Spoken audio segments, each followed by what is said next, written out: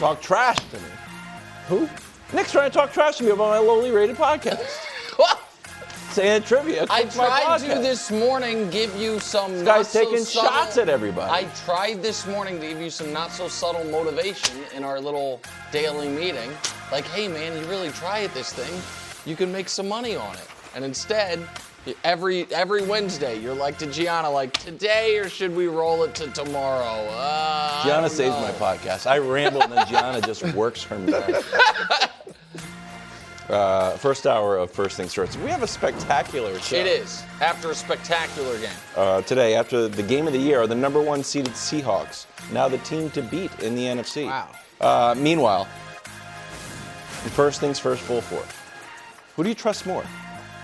Lamar Jackson or Drake Maye, we discuss. And finally, well, it's a special edition of Upset Alert and Nick's Picks. A bit controversial. Not controversial at all. Why? Because we said that we were joking around that we wanted to check Nick's picks. We weren't joking. And he started to get legit mad, so I bailed on it. Can I just say something? And no shots here. I told you. But Oh, he's definitely. no, I'm just gonna say there are a lot of places that publicly post their record against the spread for the season. Some mutual friends of ours have a whole network where everybody posts their record.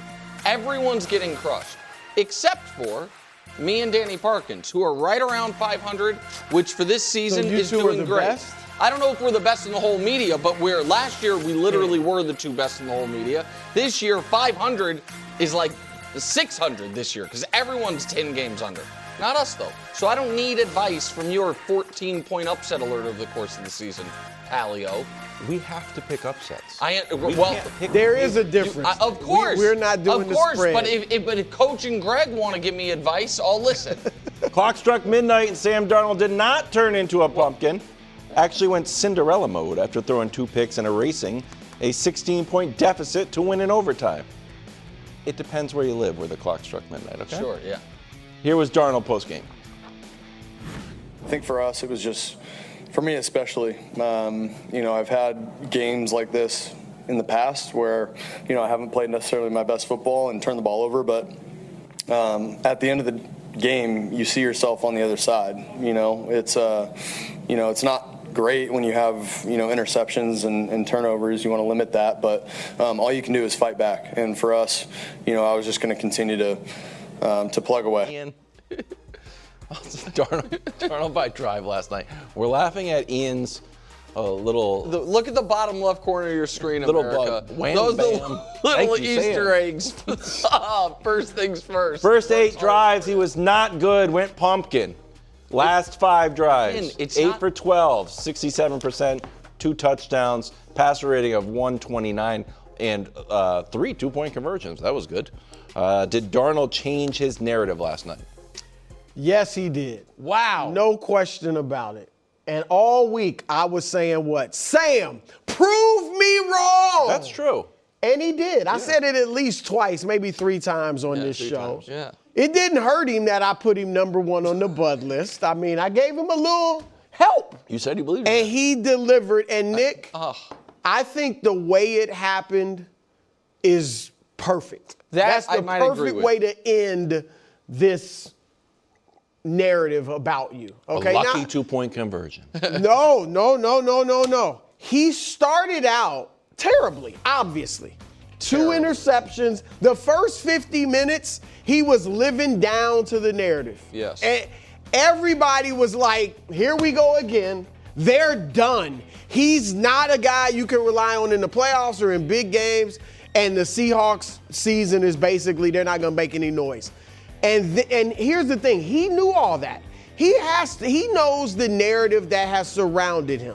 All right? So in addition to all of us who are watching, saying and thinking that had to be swirling around in his head. Sure. Not even just in the back of his mind, but maybe in the front of his mind. So with all of that going on, it was a real gut check moment.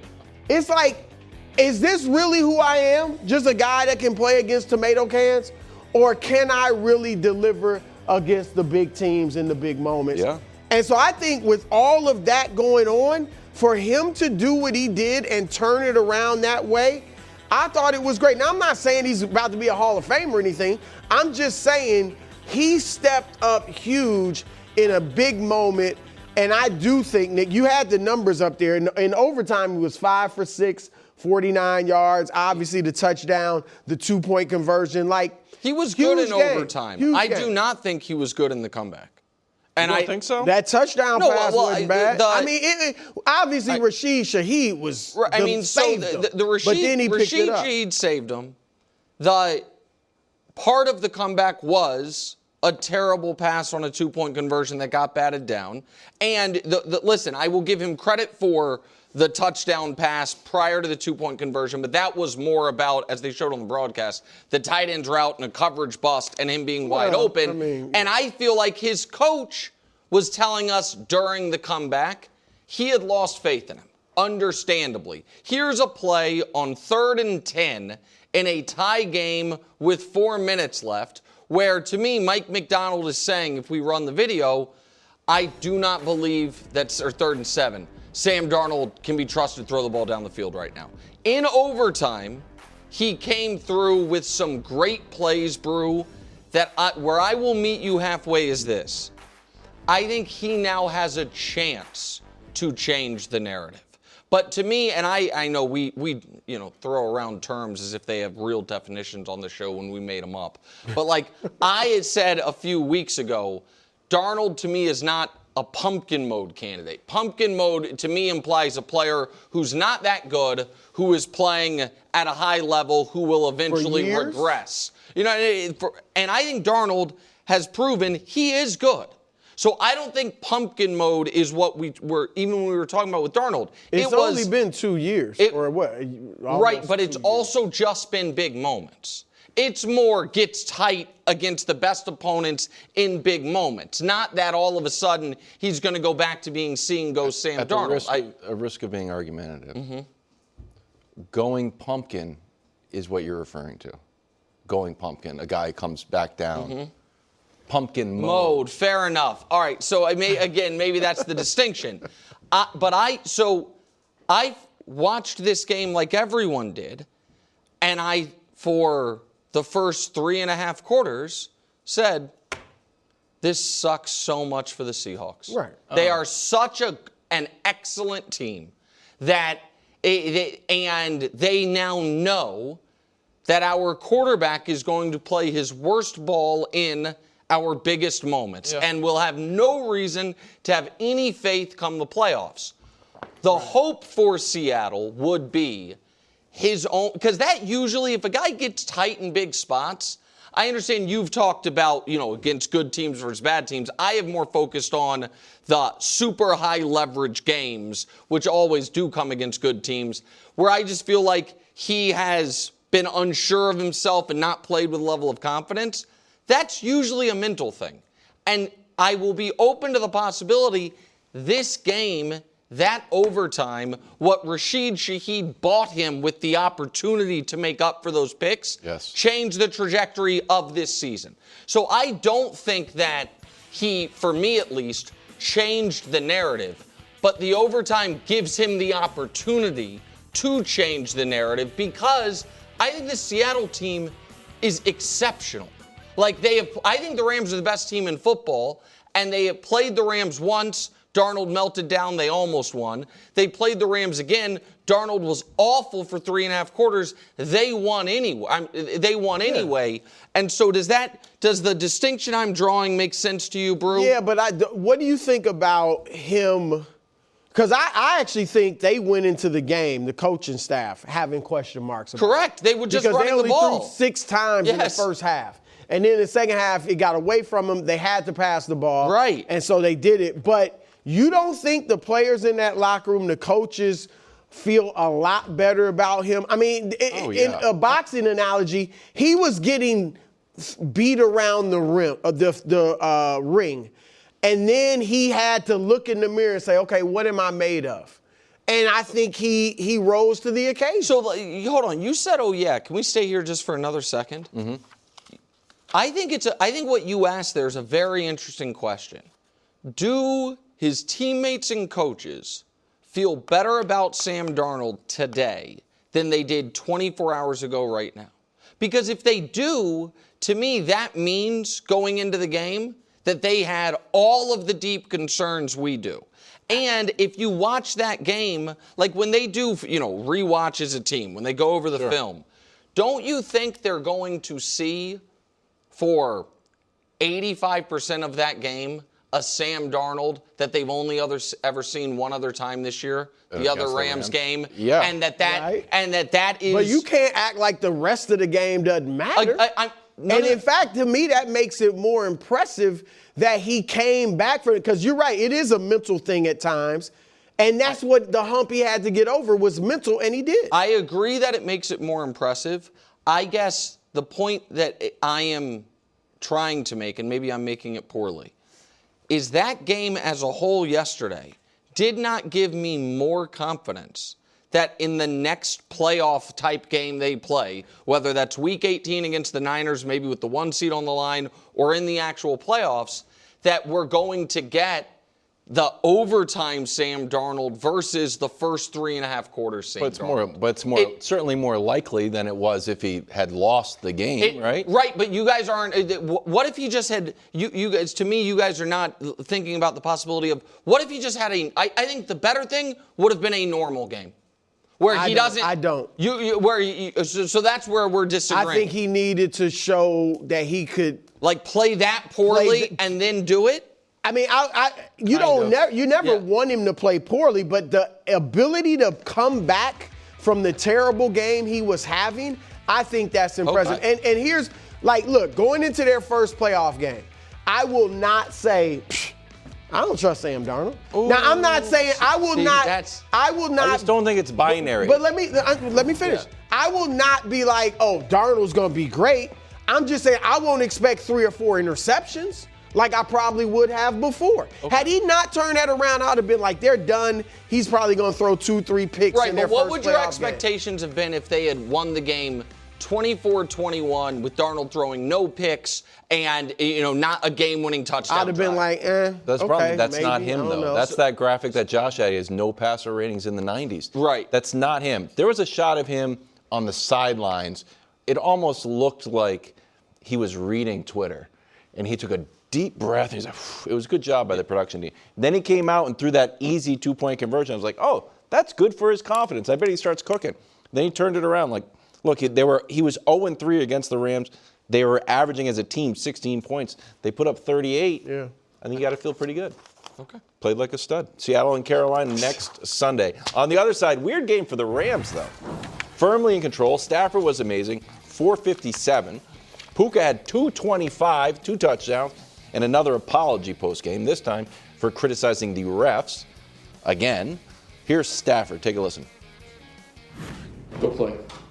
Where are we playing? Who are we playing? Put the ball down. Prepare. Go play. That's the attitude this team's had since day one. It's the attitude we're going to have till the last game we play this year. Listen, respect everybody. Fear nobody. Go play. Okay. Nick, this is your squad. They're currently the 5th seed. Are you at all worried? I think they're the best team in the NFL. But that is a horrendous, lingering, painful loss that I am of the belief that if you are a team that has a real shot and real expectation to win the Super Bowl, maybe this is bad for the show at times because I am so focused on the playoffs, that the entire purpose of the regular season is simple, binary, set yourself up for the postseason as well as possible. That is for teams that are building or young or, new coach, whatever. But for a team like the Rams or the Eagles or the Chiefs this year, it didn't work out for the Bills. It is as simple as healthy as possible, best path, best seed for the postseason. And the Rams had it all done.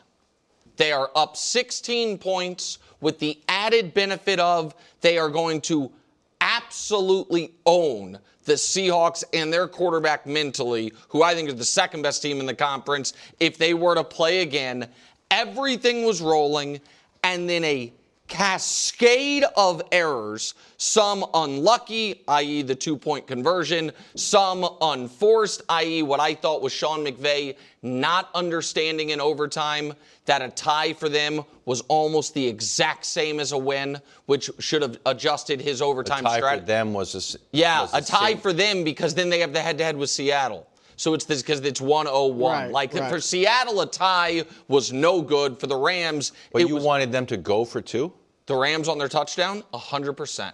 Because at that point, the question you're asking yourself, if Seattle doesn't score a touchdown, it's moot anyway.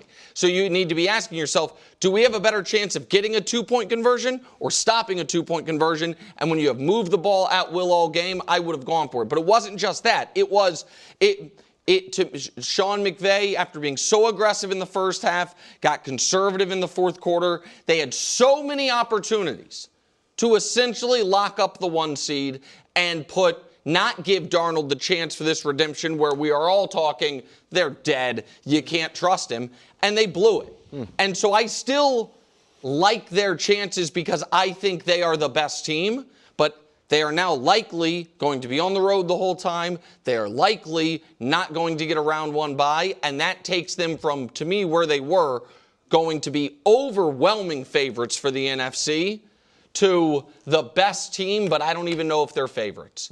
And so I think it is a devastating loss. They're still alive. I don't know who the freaking best team in the NFL is. I don't know that there is one. There are usually years where it's like 2 teams, maybe, certainly when the Chiefs have won it, where, okay, they look like the best team. It's wide open, man. It is wide open. And they're one of the teams that has a shot. But I don't see how you can say they're, like, definitively the best team in the NFC. Seattle, if I'm Seattle, I'm thinking, we got them. We turned the ball over 4 times the last time we played them. Our quarterback was horrible, and they beat us by 2 in their building. But why would you think We just turned the ball over 3 times last night. They turned it over, didn't turn it over at all. And we came back and beat them. Like, the turnover ratio in this series between these 2 teams this year is 7-1. And yet it was a split. And the game they won by 2 points. So I don't see how the Rams are sitting there thinking, we got Seattle. Like, Seattle should feel like we can beat the Rams if we just play clean football. Because we have them in every other area. But don't you think that the Rams look at it like, those aren't unforced turnovers? It's our defense forcing Sam Darnold into mistakes. Yeah. I think some of it's Sam Darnold making mistakes too. Like I think it's always kind of the team that turns it over and the good defense. But the thing about, because they're likely to be the 5th seed, maybe lower. There have only been 2 wild card teams to reach the Super Bowl in the last 15 years, and it was Aaron Rodgers in 2010. Both of them won the Super Bowl, and Brady in 2020. Those are obviously 2 all-time greats, and Stafford will be a Hall of Famer as well. But that's how tough the path is, and in a conference where everybody's kind of bunched together and you could make an argument for several teams that they're the best. I think that's going to be tough for them. And listen, I want to make it clear. I don't think they're dead for the 1 seed. They have Atlanta and Arizona left. So they, they should win out. Right, they should win out, and then we'll see what happens with San Francisco, we're going to talk about in a moment, and then Seattle. And San Francisco obviously has a very tough schedule the rest of the way. I don't want to spend too much time on it because Wilds will get annoyed. I really think Sean McVay failing to recognize, even on their final drive of regulation, that a tie for us is totally fine, costs them. Like on that final drive of regulation, if he would have known that we are spending the clock here is as big of a priority as moving the ball into field goal range, I think he would have, after the holding penalty, which killed him, he would have adjusted things differently. That if they tied yesterday, then all they have to do to lock up the 1 is what we just said we think they're going to do. Beat Atlanta and beat Arizona. Their path is the exact same with a tie or a win. And I think McVay, to me, it felt like most of us thought when they went up 16 points, the game is over. And then the punt return hit them in the face, and then all of a sudden they're going 3 and out again, and it's like, oh my God, we're in a fight again. And there were some unlucky parts. The illegal man downfield taking a touchdown off the board, that was unlucky. The kicker that hasn't missed all year, having a kick that looked 80% of the way into the kick. It was like, oh, that's going to make, and it missed. That's unlucky. But it's really, really hard to win the Super Bowl, and the Rams, I think you would have agreed. Their special teams are a little shaky, too, and obviously. they would have been, while you're saying there is no best team in the league right now, if the game had gone the way it looked like it was going at the 8-minute mark of the fourth quarter, you would feel like this team is clearly the best team in the NFL. I mean, you're higher on the Rams than I am. I think they're good. I think they're a contender, but I'm not as high as you guys on the Rams. Now, I think what you do like in the NFC playoffs is they got the best quarterback in the conference. Yes. So that's something good. With the Seahawks win, the 49ers now control their own destiny to the 1 seed. The bye, 2 home playoff games and a home Super Bowl. Remaining games at Colts, home against the Bears, and then home against the Seahawks. Have we been sleeping on your Niners and Brock Purdy / Mac Jones, bro?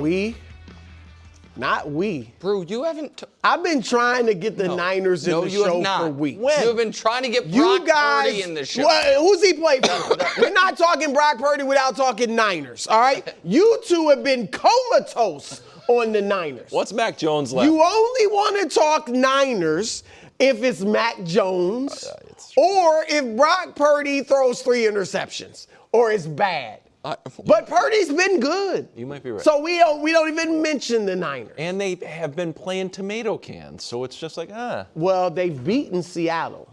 Are they a tomato can? Drew, that was week 1. We did talk about it. Drew, we talked about it. Week 1 doesn't matter? No, it does, but you can't say Yeah, we talked about it because you guys thought Brock struggled, and I said, but he threw. Bro, his mobility enabled him to get room and throw the game-winning touchdown. It. We're just, Wilds was saying, we haven't talked about them because they're beating tomato cans, and then you're like, they beat Seattle, but we did talk about when that happened. It was labor. But he said it's week 1. That doesn't count. It counts. That's why we haven't talked about them Put recently. the Niners schedule up. So they beat the Rams.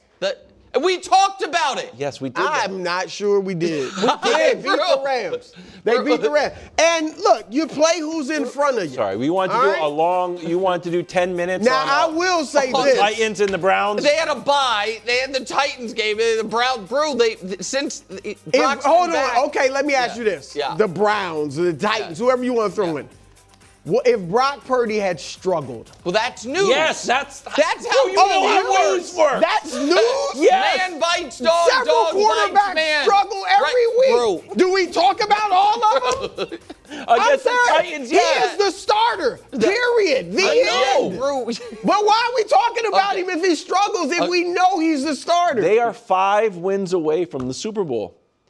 If they would, so are you ready to get? And I'm excited. am I ready to say they're going to win? No, the you Super don't have. Bowl? I'm not talking. It was a big shock to me where I was like, we're in Sam Darnold world last night after the win, And that they I started also to see control their own like, destiny. oh, they can win out, both get a teams bye, and beat their last home game is in Indianapolis theoretically, and they could just or last away game. Then they just stay at home all the way to raising the trophy. Look, on the board. I think they are. Like I said, I think the NFC is wide open. I do think there are teams better than I think Philadelphia. I mean, we'll see. We're going to find out how good they are. Yeah. We're about to find out because they got Indianapolis, which still isn't just a cakewalk. Then Chicago and Seattle. Starting a grandfather at quarterback. No, it's the last 2 weeks. This week, and they should win this, but I'm just saying, and then the next 2 weeks are been huge games. Yeah, so we are going to find. They're not my pick in the NFC. You know, I got Green Bay, but we're going to find out just how good they are. Well, here's what I do. And I'm sure if Brock will struggle, he'll be. Here's what I do think. And in the East too. We've been sleeping on. Christian McCaffrey's just having an all-time season. Yeah. All time? Bro. I think that's a little much. Bro, hold on. He's averaging 3 yards a carry. Can I? He's playing well, but go ahead. Let me just tell you why. Let me tell you why I think, and I think you'll agree with me, bro. He is right now on pace to have 1,000 yards receiving, 1,000 yards rushing. That has been done by Roger Craig in 1985, Marshall Faulk in 1999, Christian McCaffrey in 2019, and that's the list. So by definition, if he has 1,000, that's an all-time season, right? Like I think you'd agree with me that is we've only seen it done 3 times in NFL history. We've been expecting him to. And he is leading to he has not been as on a per carry basis, having maybe the worst year of his career or something like that. It's 3.6. His touches, he leads the NFL in touches by a mile. He is 3rd in the NFL in yards from scrimmage. He is 3rd in the NFL in touchdowns. He is 12th in the NFL in targets with more than A.J. Brown. He is 6th in the NFL in catches with more than everyone other than Puka, Trey McBride, JSN, Jamar Chase, and Amon-Ra St. Brown. He has been the offense. If you're a running back, I want you, your main thing is running the football. He's been great, don't get me wrong. I just bristle when you say all-time season. Is Bijan Robinson having an all-time season? He's got more yards from scrimmage than him. I think the 1,000. I'd rather you have 1,500 and 500. 1,500 from Saquon's season last year was much better. Yes, but that was an all-time great season. But 1,000 is 2,000. I mean, I'm saying all the yards for a running back are not created equal. If you're a running back, I'd rather most of your yards come off tackle. We got to go. And we just quickly, a note from Dusty. We did talk about Purdy when he was hitting the Dougie, remember? So that was. We talked about Purdy a lot. Yeah. Really? First things first. Mostly Bowl bad. 4. Patriots Ravens next. Welcome back to First Things First. Check out the YouTube page. We're headed towards 1 billion views. I know you're thinking, my view doesn't count. Not true.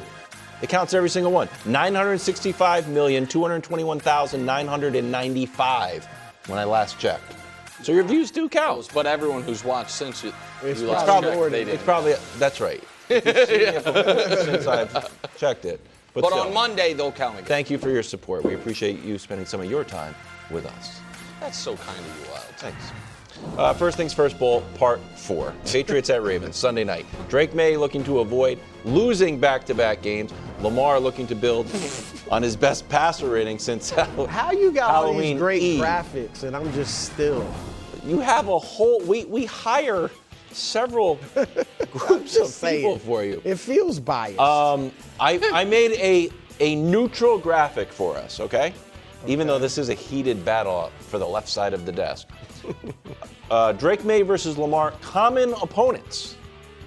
Record similar, team points similar, completion percentage goes to Drake. That's interesting. Total yards goes to Drake. Touchdowns 12-5, 15-7 passer rating. These common opponents are Bills, Dolphins, Jets, Bengals, Steelers, Browns. Now the caveat here is the bulk of Lamar's damage were the Bills early on. Bills, Browns, and then the Dolphins when he came back. So he's been in a bit of a slump. But overall, those are our common opponents. So who do you trust? Yeah, I'm surprised. I mean, we know how poorly Lamar's played for several weeks. I'm surprised they're that close. But look, Drake's had a better season. There's no ifs, ands, or buts about it. But I will go with Lamar just because of his pedigree. And just because his highs are incredibly high. And I thought he was good last week. So if he had continued to struggle last week, I probably wouldn't feel as confident, but I still might go with him just because of his pedigree. And we saw yesterday he was, talked to reporters. Seems like he's fine as far as, illness or anything. So I would trust Lamar. I won't be shocked if Drake plays better and Lamar struggles again, but I'm going with Lamar. And here's the thing. Drake, as great as he's been, he hasn't played MVP level ball against the teams that are in the playoff race. Alive are the teams that are in the playoff hunt, and eliminated is obviously eliminated. His numbers against the teams that are alive are solid, but it's not the MVP candidate that he is against the teams that are eliminated. So obviously the Ravens are still one of those teams that are alive. And so he probably, at least according to this, won't be as good as he typically has. You got an issue with that graphic, kid? I mean, it's just facts, but. No, I mean, it's a little bit of the same bit of a twist. We destroyed the Panthers by so much. I think Drake didn't really have to throw the ball. I think our Panthers numbers are That benefits him because his passer rating was like 155. Okay. I think It's like when we talk about Josh's MVP candidacy against the Jets. He didn't have to do anything, and they won by 40 points. But maybe you're the reason you got a huge lead. Yeah. Go ahead, Greg. I'm with Brew on this one. I trust Lamar. I mean, I'm just saying. I trust Lamar. There was one throw that I saw in that game against Cincy, that touchdown throw down the sideline to Zay Flowers, him making that throw and being on point with that ball. I didn't like that throw. You did? I thought it was an interceptable ball. But maybe I defer to you, but I thought that was up for grabs. So I like that throw because those are the types of throws, and that's how accurate Lamar has been when he has been good, when he has been MVP level Lamar. And what we had come to see in the last few weeks wasn't those types of throws. Him being more hesitant, him airing balls over his receivers and just missing. When he made that throw, it wasn't necessarily like, oh, Lamar's back. I believed again. It was like, you know what? Okay, he's getting healthier. He's going to make a stretch run. And I just know with him, you talk about pedigree, I'm just going to go off sheer ability and what we've seen. Lamar Jackson in the regular season is typically really good. Now, he had not been up to that point, but Cincinnati had beat them a few weeks before. He had struggled. Then he goes there and actually plays really well, albeit 8 for 12, only 150 yards, but it was still impressive. They got their running game back. I just believe in what I've seen out of Lamar in that game, and I haven't seen Drake in this position yet. Yeah, I'm sure. I think it's obviously Drake Maye. And Obviously. Yeah, I mean, I think that I think Drake Maye has been demonstrably better this season. Of course. I think that Drake Maye is the healthier quarterback. I think Drake Maye's also on the better team and the better situation and like all of those things.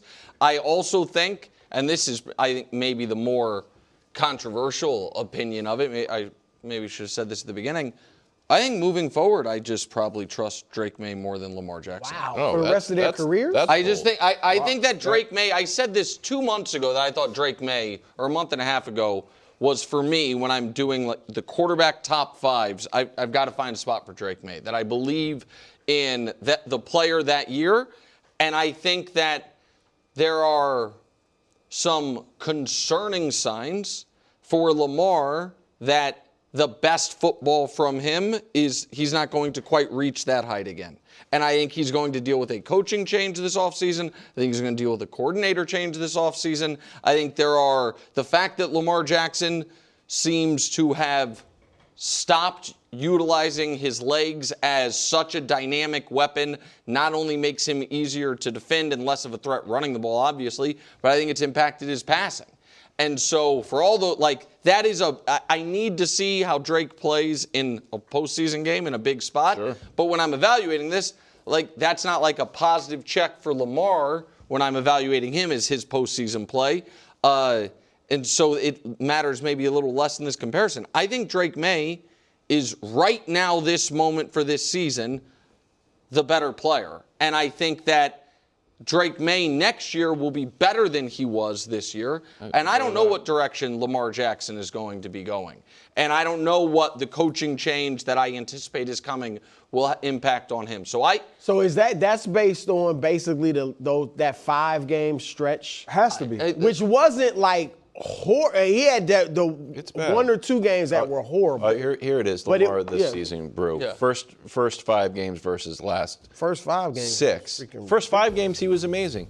The last 6. That wasn't that long ago. I mean, it's 6 games. No, I'm saying to say like the first 5 games was not that on the calendar that long ago. Yeah, you seem to think there's. I think he's just hurt. Point. You think he might be hurt. Like to think he's taking that's the part that I'm a little taken aback from. You think this is who he's going to be moving forward? I probably have not been, of the 4 of us, certainly of the 3 of Brew, Wilds, me, and I think probably the 4 of us, Brew, Wilds, Greg, me, I've probably always been the least agog at Lamar. I think that they have done he has done a really, really good job over the course of his career of improving what was once a weakness and turning it into a strength as far as his ability to just scan the field and throw from the pocket. But I have never felt like Lamar in gotta-have-it passing situations the way I feel about a bunch of other quarterbacks. The other guys that are clearly in that top, the quarterback Mount Rushmore, I was always trying to put Stafford in there. Now it seems because of the year he's had, he's going to be in there. I think Drake's going to be in there. And if I am correct in that the biggest change of Lamar, over the last few years is his hesitancy to run with the ball, I don't think he's going to put up those types of prolific passing numbers moving forward. You then add to it that I don't think he is I know people hate to hear it, but a big game quarterback. I just don't. Who would I rather have moving forward? Drake Maye. Who do I trust more this weekend? Drake Maye. Who do I think's had the better season? Drake Maye. Who do I think will be better next season? Drake Maye. Passing offense, Patriots are 6th, 241 yards a game. The Ravens are 27th. Under 180, a little bit of Lamar. I mean, Drake this year will pass for more yards than Lamar's passed for any year of his career, right? Drake hasn't been close to Lamar at his height. Not close. No. I mean, Now I get it. Nobody second has. year. No. But I'm saying I get it. It's his second year and he'll likely improve. But this has not been close to Lamar. No, Lamar's Jackson. MVP Even 2 years ago, or you could even say last year's higher than Drake time. this year. Arrowhead Invitational, it is not. Chiefs field goal favorites over Cam Ward and the 2-win Titans in Tennessee. Here's the current draft order. This hurts. It doesn't hurt. Giants, Raiders, Titans, Browns, Jets, Cardinals, Saints, Commanders, Bengals, Falcons, Dolphins, and then finally the Chiefs. That Falcons pick, as it says there, is not the Falcons pick. That's the Rams pick. Oh, good call. Yeah. How much will we learn about the Chiefs on Sunday? I think we're going to learn a lot of how much Mahomes was scotch taping together last month. Even though they were losing, the offense didn't work. I know that it seems like the offense was bad the last few weeks since they lost both tackles, the right guard, then their backup tackles, and dealt with the what I considered an odd wide receiver regression. I think you're about to see actually what a bad offense looks like. I think that the Chiefs are going to lose this weekend. I think that the offense is going to struggle. You're going to see what listen, Gardner Minshew is a fine backup, but he's a backup quarterback. He's a good backup. As far as backup quarterbacks, he's good, but there's a reason he's not a starter. So I'm not saying what we see Sunday is if the Chiefs had an average starting quarterback. I understand Gardner Minshew's not that, but you're going to see what the total lack of any running threat does to most offenses. And then when you add to it that because of the last month of offensive line injuries, everything has to be fast coming out of the quarterback's hands. I think the Chiefs are going to, on Sunday, look, and you add the motivational gap as far as where games they've been playing to this, I think they're going to look like one of the worst teams in the NFL on Sunday. Jeez, that's quite a fall. I think emotionally there's a real emotional from playing in nothing but playoff games to being eliminated, Patrick being out there to Patrick not being out there, all the injuries, I think all of that. I don't think that is who the team would be if it was week 1 of the season, with this roster and all of that. Right. But I think all of that in one big stew is going to lead to a team that I think is going to struggle to get to 10 points. Well, that's I expect them to win. And I'm basing a lot of this on what Kelsey said on his podcast of we're going out, we only know how to play one way. And I get it. Maybe that's just talk. Yep. I think he certainly is going to show up. These maybe the last 3 games of his career. And I just think you're right. The emotional letdown has to be huge. They're human beings. But I think they're going to, if you know this, Greg, better than any of us, you can't go out there and play football half speed. And I'm not saying that's purposely what they're going to do. But if you're on that field, then you better show up. And so I'm not saying they're going to blow out the Titans. I think they'll win anywhere between 7 and 14 points or something like that. But I expect them to win and show the heart of a champion. Look, I agree with you a lot as it pertains to Patrick Mahomes and what he is to this team and what he's been able to mask and cover up. Totally agree with you. I don't think they go out here and lose. I think you see a team that hasn't been in this situation before and will still play with a tremendous amount of pride because of who they are and because the guy that won't be there able to play that has always been more than what we can probably ever know and we might see on Sunday, they got to show up. If for nothing else, for the idea that if Patrick Mahomes was any way possible able to play, he would give it everything that he got. You don't lay down when you have somebody on your team like that is injured and no longer can provide his services. So I think, to your point, listening to what Kelsey said, they will show up for the love of the game is what we kind of identify, how we identify. So I just want to make it real clear. I think what you're describing very well might apply to the Chiefs' defense. I think the Chiefs' offense, I am not worried about them, mailing it in. I simply think that Rashee Rice out with a concussion, you are starting your 5th and 6th tackles. You have no threat of a running game whatsoever. I just don't think. I think even with them trying their best, they are going. And Gardner Minshew's your quarterback. Shador lit up the Titans. Right. I understand that. I'm telling you, I do not think they are going to be able to move the ball with any consistency. Is Jake Paul getting knocked out tonight? Well, He better. I got to tell you something, know. He Drew. better. You have no idea how much he better. I don't. Jake Paul, Anthony Joshua tonight. Now, Jake Paul is 12-1, has recently beaten a 39-year-old Julio Cesar Chavez Jr. and 58-year-old Mike Tyson. Anthony Joshua is 36, 6'6", 245, and a two-time heavyweight champion, bro. Here's what the usually staid Wall Street Journal wrote about this fight. Is Jake Paul about to get pulverized in the ring? Nick, you had your questions about the legitimacy of this fight. Jake Paul was very fired up about people questioning the fight, said he would sue people, and they said some swear words as well. Where are you? You're in a real crisis here, whether you want to put some cash on The this. decision has been made. Oh, no. The decision has It's been already made. been placed. Joshua by knockout at -380. Listen, this will either be the greatest sports bet I ever made or maybe the last. But there will be no in between because I don't. Listen, Anthony Joshua got crushed by Dubois in his last fight. Yep. He got knocked down 3 times. But Dubois is excellent. Dubois can't beat He's a world-class Usyk, fighter. and Joshua can't beat Usyk. Nobody can beat Usyk. But so they're both of Dubois and Joshua have lost a couple times to Usyk.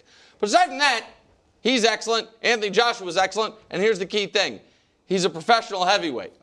And meanwhile, Jake Paul is like a light heavyweight at best. Was not even cruiserweight. And he's not a pro. And Anthony Joshua is motivated because I think it's Turki Al-Sheikh, the guy who's putting on all the big boxing stuff, has got a huge potential 9-figure payday for him after this that I think probably loses some of its luster to Mr. Al-Sheikh if he loses to this clown. It could go to Jake Paul. So he's got to win. And he knocks people out. And again, folks out there, I don't give gambling advice except for Nick's picks. But I just don't understand how this goes any way other than Anthony Joshua knocking Jake Paul unconscious in the middle of the ring. I just don't understand any other way for this fight to go, bro. Jake Paul fought one professional heavyweight, Tommy Fury, and lost. And that was a light Not heavyweight, Tyson right? Fury. I thought he was a light heavyweight when he fought him. Yeah. Maybe light. Yeah. But Tommy Fury's not a good professional boxer, Yeah. and he beat Jake Paul. So that's what we're like. That's what if Tommy Fury was fighting Anthony Joshua, I don't even know if that fight would never even happen. All right. But Anthony Joshua better knock him out, and fairly quickly, 2-3 rounds for boxing. Because if this is an actual competitive fight and it's real, this is terrible for boxing. Because we've always been like, yeah, there's people that can fight, random human beings can fight, but not professional fighting, not like a boxer. And if you take this dude who just picked up boxing a few years ago, has never fought anybody even close to the class of Anthony Joshua, and he actually gives him some trouble, that will be, and I agree with it, I can't fathom it. It better not happen. Anthony Joshua has the whole boxing world on his shoulders. He better knock this dude out. Especially, Greg, it also would speak to why do we have weight classes? Because this was supposed to be against Tank Davis. And Tank got in some legal trouble, and so they had to be pulled out of it. But like, if you can't have been preparing to fight Tank Davis and then be able to fight Anthony Joshua if Anthony Joshua is actually trying to win, which again, my kid's college education is banking on that he's trying to win. Yeah, it's interesting. I've been listening to a lot of interviews, and Cassius Chaney, a guy who Anthony Joshua was scheduled to fight in Saudi, he ends up being the sparring partner for Jake Paul. So, and he was talking about Jake Paul and, you know, him being a little more athletic than what he anticipated. Yeah. Now, this is a professional boxer that's going to fight AJ, obviously in Saudi. And he talks about, you know, he didn't give a whole lot, but he was saying he's a former wrestler. He can move. The ring is 24 feet, so a lot more space. So maybe he might try to run away. But if Anthony Joshua is to connect, it should be over. Yeah. So he said that he didn't say that part, but he was just saying he was speaking. That would be. But he was speaking to just the professionalism of which Jake Paul has put forth, like him bringing in other heavyweight boxers and to he spar takes against it seriously. all that. That's great. But if Anthony Joshua, to your point, if he don't knock the, you're talking about him potentially losing to a cruiserweight. You can't take boxing serious. Who's not even a good cruiserweight. No. That's what I'm saying. You can't take. It hurt the MMA when he beat Tyron Woodley. I mean, even though Woodley had retired, he was a former champ. And I get it, it's not a straight boxer, but still, that hurt the MMA. Did it though? I think so. Now they're still making their money, they seem to be doing okay. Yeah, I'm just saying, he better knock this dude flat out. Jake Paul weighed in at 216. Anthony Joshua weighed in at 243. Well, he had to be under 245. I know, that actually made it backfire. They said he was like walking around at 290. Yeah, no, Jake Paul's smart. Joshua looks really good right now, too. But he dropped a lot of weight. How quickly does that sap? I'm just letting you guys know. He better not lose. You guys thought I was in bad shape after this. I don't think you should. If Anthony Joshua loses, I might not be here. Questions. From writer-director Ryan Johnson. The Holy Grail. A perfectly impossible crime. Wake Up Dead Man has critics singing its praises. God help me. Anything else? It's a deliciously entertaining mystery. That's nice. It's certified fresh. It's a miracle. Okay, you're freaking me out now. It's the best Knives Out movie yet. This case is solvable, right? Oh, you'll see. It's fun. Wake Up Dead Man, a Knives Out mystery starring Daniel Craig. Now playing on Netflix. Live from New York. Let's create a fund. Let's create a fund. Guys, there are lots of red flags. 25% return. Who's promoting the fight? KW. Who's promoting the fight? KW. I got a great idea. I solved it. That way it's a zero-sum game. It all stays within the show. Me, Brew, and Greg pool whatever we want to bet. We bet Anthony Joshua at the current odds, and you'll be the house. You'll take it. That way the money stays here. No. And you know when you do Knicks picks, you say, I don't touch it. Too weird. I don't touch it. Yeah, that's a stay away game. Yeah. This is a stay away boxing This is a stay away. This is an opportunity. He fought Mike Tyson. You're gonna feel about 1 minute into this fight. Well, is that what will happen? They're gonna sit there and look at each other. And for 8 rounds. It's only an 8-round It's a nice sparring match. Yeah, guys, I don't know But Joshua just to win is. Maybe he'll win, but it's a nice little. Pay, but still, that's probably honestly the most likely outcome is they sit just there and Joshua doesn't hit him too hard. Yes, you got it, bro. Anthony Joshua by knockout rounds 1 through 3. 0% chance that happens. Overhand right. Second hour, Bang. first things first. Today, Stafford lost, but did he lock up MVP in the process? Meanwhile, upset alert in a red-hot 2-1 Knicks picks. But right now, First Things First Bowl, Part 4. Drake versus Lamar. Vrabel versus Harbaugh. Lamar versus the flu. Derrick Henry versus his old coach. Kyle Van Noy versus Josh McDaniels. He mentioned a little something. We should add the Me versus Brew. The rap. Brew versus the graphics. that Brew's robe is on. Something moving. An 11-win team versus a 7-7 team with a 34% chance to make the playoffs. Brew, who proves more with a win? Sunday night, 8:20. I'll be shocked if anybody says anything but the Ravens. What in the world would an 11-3 team I have several. with an MVP candidate at quarterback prove by beating a 7-7 team that has struggled all year? That's All true. week That's a long, good Brew has point, negged bro. his own Ravens. It's been an odd. It's been an I'm just odd saying, like, line of if you argument. guys are a legitimate Super Bowl contender, you're supposed to win this game going away. Now, if the Ravens win, Yes. oh my. I mean, that means, are they back in a year where the AFC is more wide open than recent memory? There's no Mahomes. Lamar's kryptonite is gone, and they just happen to start playing their best football?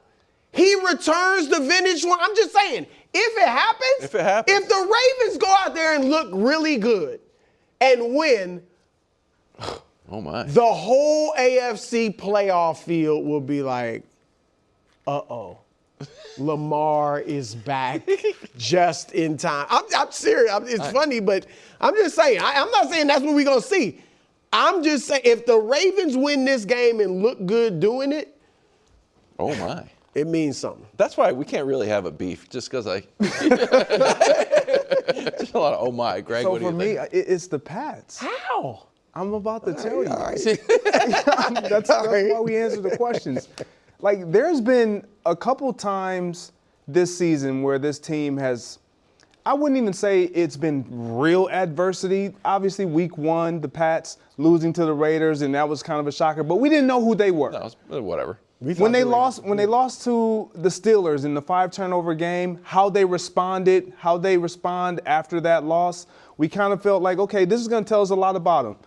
That's where they are right now. After that loss and that performance where your quarterback, MVP candidate, had it right there in his hands, if you will, to be really just between he and Matthew Stafford, allow Josh Allen to come in and say, you know what, I'm in the conversation.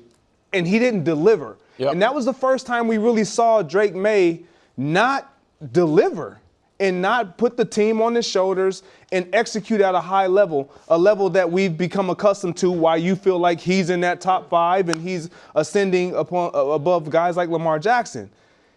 If he does that, going into this game, to almost basically eliminate the chances of the Ravens against Lamar Jackson when he's starting to play better on the road, after that type of a performance, we're going to look at this team with the same belief that allowed us to start to believe in them because of that quarterback, now have the confidence going into the postseason because of that quarterback, like, hey, he is the real deal. Primetime spot, to play the way he did the last time we saw him in a half of football against another elite quarterback, to go up against Lamar Jackson and to pretty much eliminate his chances from going to the postseason, and he plays well, yes, this will prove a lot more for the Patriots. So I think that the loser of this game is just not a contender. Like, the Ravens, I already don't think are a contender, to be totally clear. However, because, to all the points Brew made, and because maybe Lamar is going to snap back, and you have the thing that Brew has kind of joked about, but I guess we have to leave open to the possibility that this year Lamar's season is going to be the reverse of other years, which is it's been smooth sailing, dominant regular seasons and rocky postseasons, that this is rocky regular season and then he's going to be peaking at the end of the year. I have to leave that open as a possibility, even though right now I don't believe it. But if they win this game in a big spot, keep their playoff hopes alive, it would be cracked open. But if they lose, to me, they are done.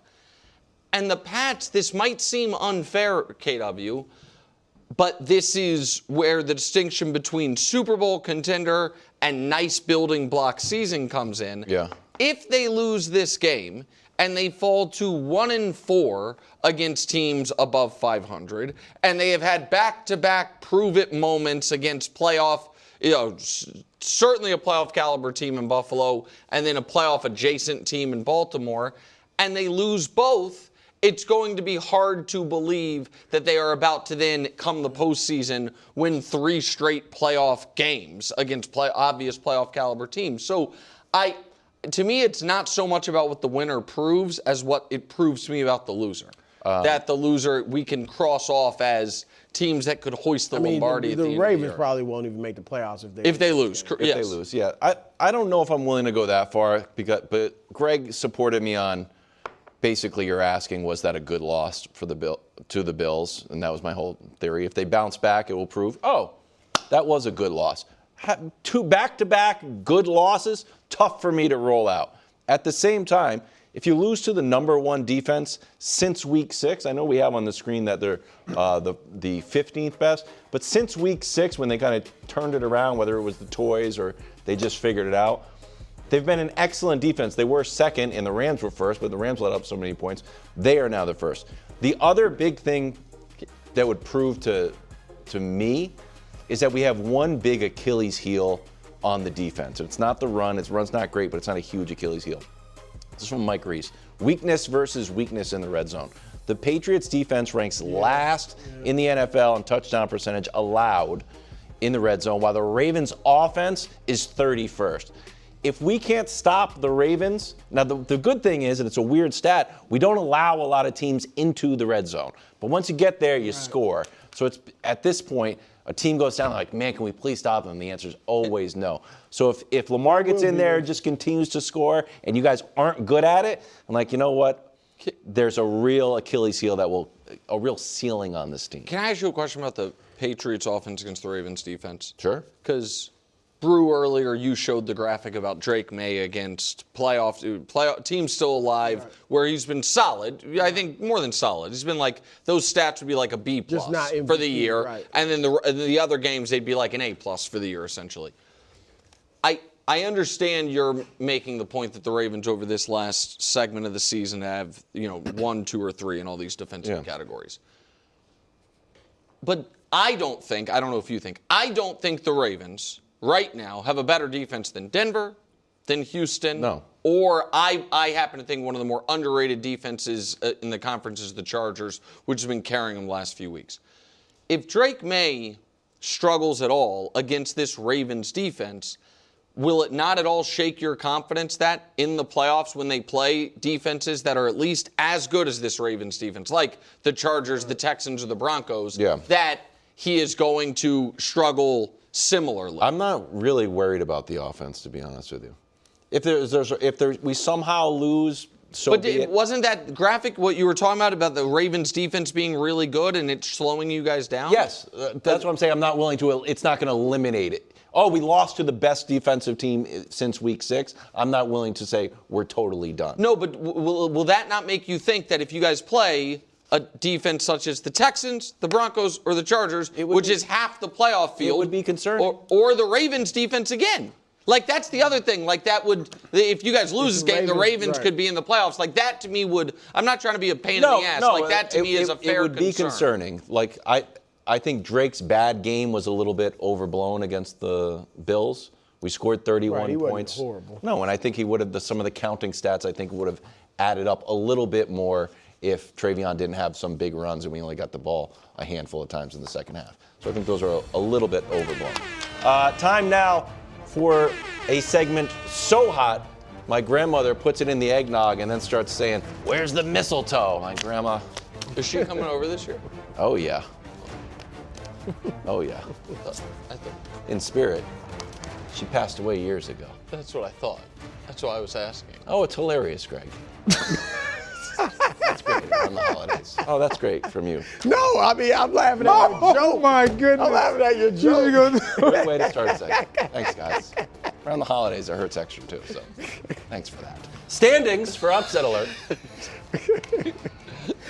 You look like an idiot right now. Do we have to show What, this every week week? 15 points? Yeah, and this is the group you want me to listen to? Over across the board? We can only pick But, upsets.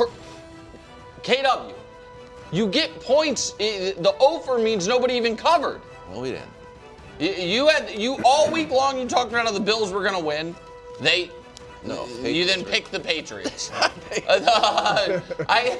Bruce said he was big game hunting, and then Coach shocked me with the backing of Shedeur. I blame Brew for that partially. I feel like he was trying to have Oh your no, back. because he always liked the look ahead stuff. Oh yeah, that's Yeah. right. You thought So maybe they lose to the Packers because they took the Browns too seriously. Yeah, maybe. Okay, Greg, you're up first. A lot of divisions on the line at this point in the season, and sometimes, you gotta, when you're picking these upset alerts, you just gotta go off vibes. Oh, I love this. Just gotta go off I vibes. love this. I'm going Panthers over Bucks. Ooh. Look, there's a lot of breakups that have already happened, so don't look like that. You've already given up on this team. Maybe they're Baker's giving up on. injured. Maybe they're giving up on themselves, but He's starting, isn't he? he is. The Panthers, they're one of those teams that you just kind of can't figure out. Right. True. You don't know who they are, when they're going to have a great outing. Is Bryce Young going to be good? Are they going to dominate you in the running game? The one thing I figured out about this team, they play good at home. Yes. They are a really good outfit at home, and that's where they're going to be playing the Bucks, a team that had a terrible loss, suffered a similar type loss Thursday night. Obviously, we saw what happened to the Panthers. They coming off a tough loss, but 4-1 at home against the spread. I know you love this, Nick. Yeah, they're 4-1 at home against the spread. The points are up, and little note, Bryce didn't play a Week 8 loss against Buffalo, but the vibes, wow. But they lost. I thought the Vikings. They lost. I know they lost. And I was rooting but for sometimes when you lose, you have to bring up the spirits. And you know how they're bringing up the spirits? All black everything, black helmet, black uniform, black socks, black shoes, everything. When they go all black, 2-0 in their division. Wow. The only loss, like a they're different 2-1 uniform. over all time. The only loss is to your Chiefs last year. That was a and close they game. fought tooth and Yeah, that nail. was a close So I like the Panthers against the Bucks to take the division lead. Let Bryce Can I ask you a cook question, little. Greg? And I don't know if we've run the numbers on this. I am a uniform conspiracy theorist. Okay. That, it started with the Red Sox. The Red Sox started to wear their alternate uniforms, started to win a ton of games, and it's like, oh, shouldn't those just be our uniforms? So, are you buying that? Or I'm buying that. What do you yeah. mean? Are you buying it? It was a whole part of his Absolutely. point. I know, but I can't tell if it was a little. Which Nah, is that's- scary, actually. No, it's fine. the It's a Bucks. vibe Based check. it on. I liked it a lot. No, I I like told the you I pick. couldn't really figure this team out, so I had to I search hope for you're some. right. I hope you're right. You only because you want to stick it to me. You don't care about the Panthers at all. You have He's dumped like, the I hope fucking you're Super right. Bowl pick He is just wild. wants to stick It doesn't. to You me. dumped the Buccaneers No. like The Trevor. heart wants what the heart wants. Go ahead. All right. This one, look, when I made the pick, it doesn't matter. I'm way behind. I'm not catching anybody. You give up? But when I made the pick, it was like 2.5 points. Now it's 1.5. So it looks You get it at 2.5. looks a tad bit cowardly. But hey, It's fine, bro. Chargers over the Cowboys. The Cowboys, first of all, they're not that good. We thought they were good because they beat the Chiefs and the Eagles, but they're not that good. And the Cowboys, I think, Nick, you talked about the emotional letdown of the Chiefs. I think there's going to be that for the Cowboys because they're done. But they have 0.5% chance of making it. Can or I something. add something to you, bro? Yeah. Eagles play Saturday night. If the Eagles win Saturday, then the Cowboys They're find out Saturday night eliminated. officially That's they're a good. eliminated. I hadn't even thought about that's that. Which I expect. I fully expect the Eagles to win. Right. If the And Eagles in the lose, I Cowboys. don't like this pick. Because then the Cowboys Yeah, feel if they alive. lose, then it's But- But I expect the Eagles to win. Cowboys will be deflated. And the Chargers have a lot to play for. They're not yet. We think they're going to make the playoffs, but they're not mathematically in automatically. They got a lot to play for.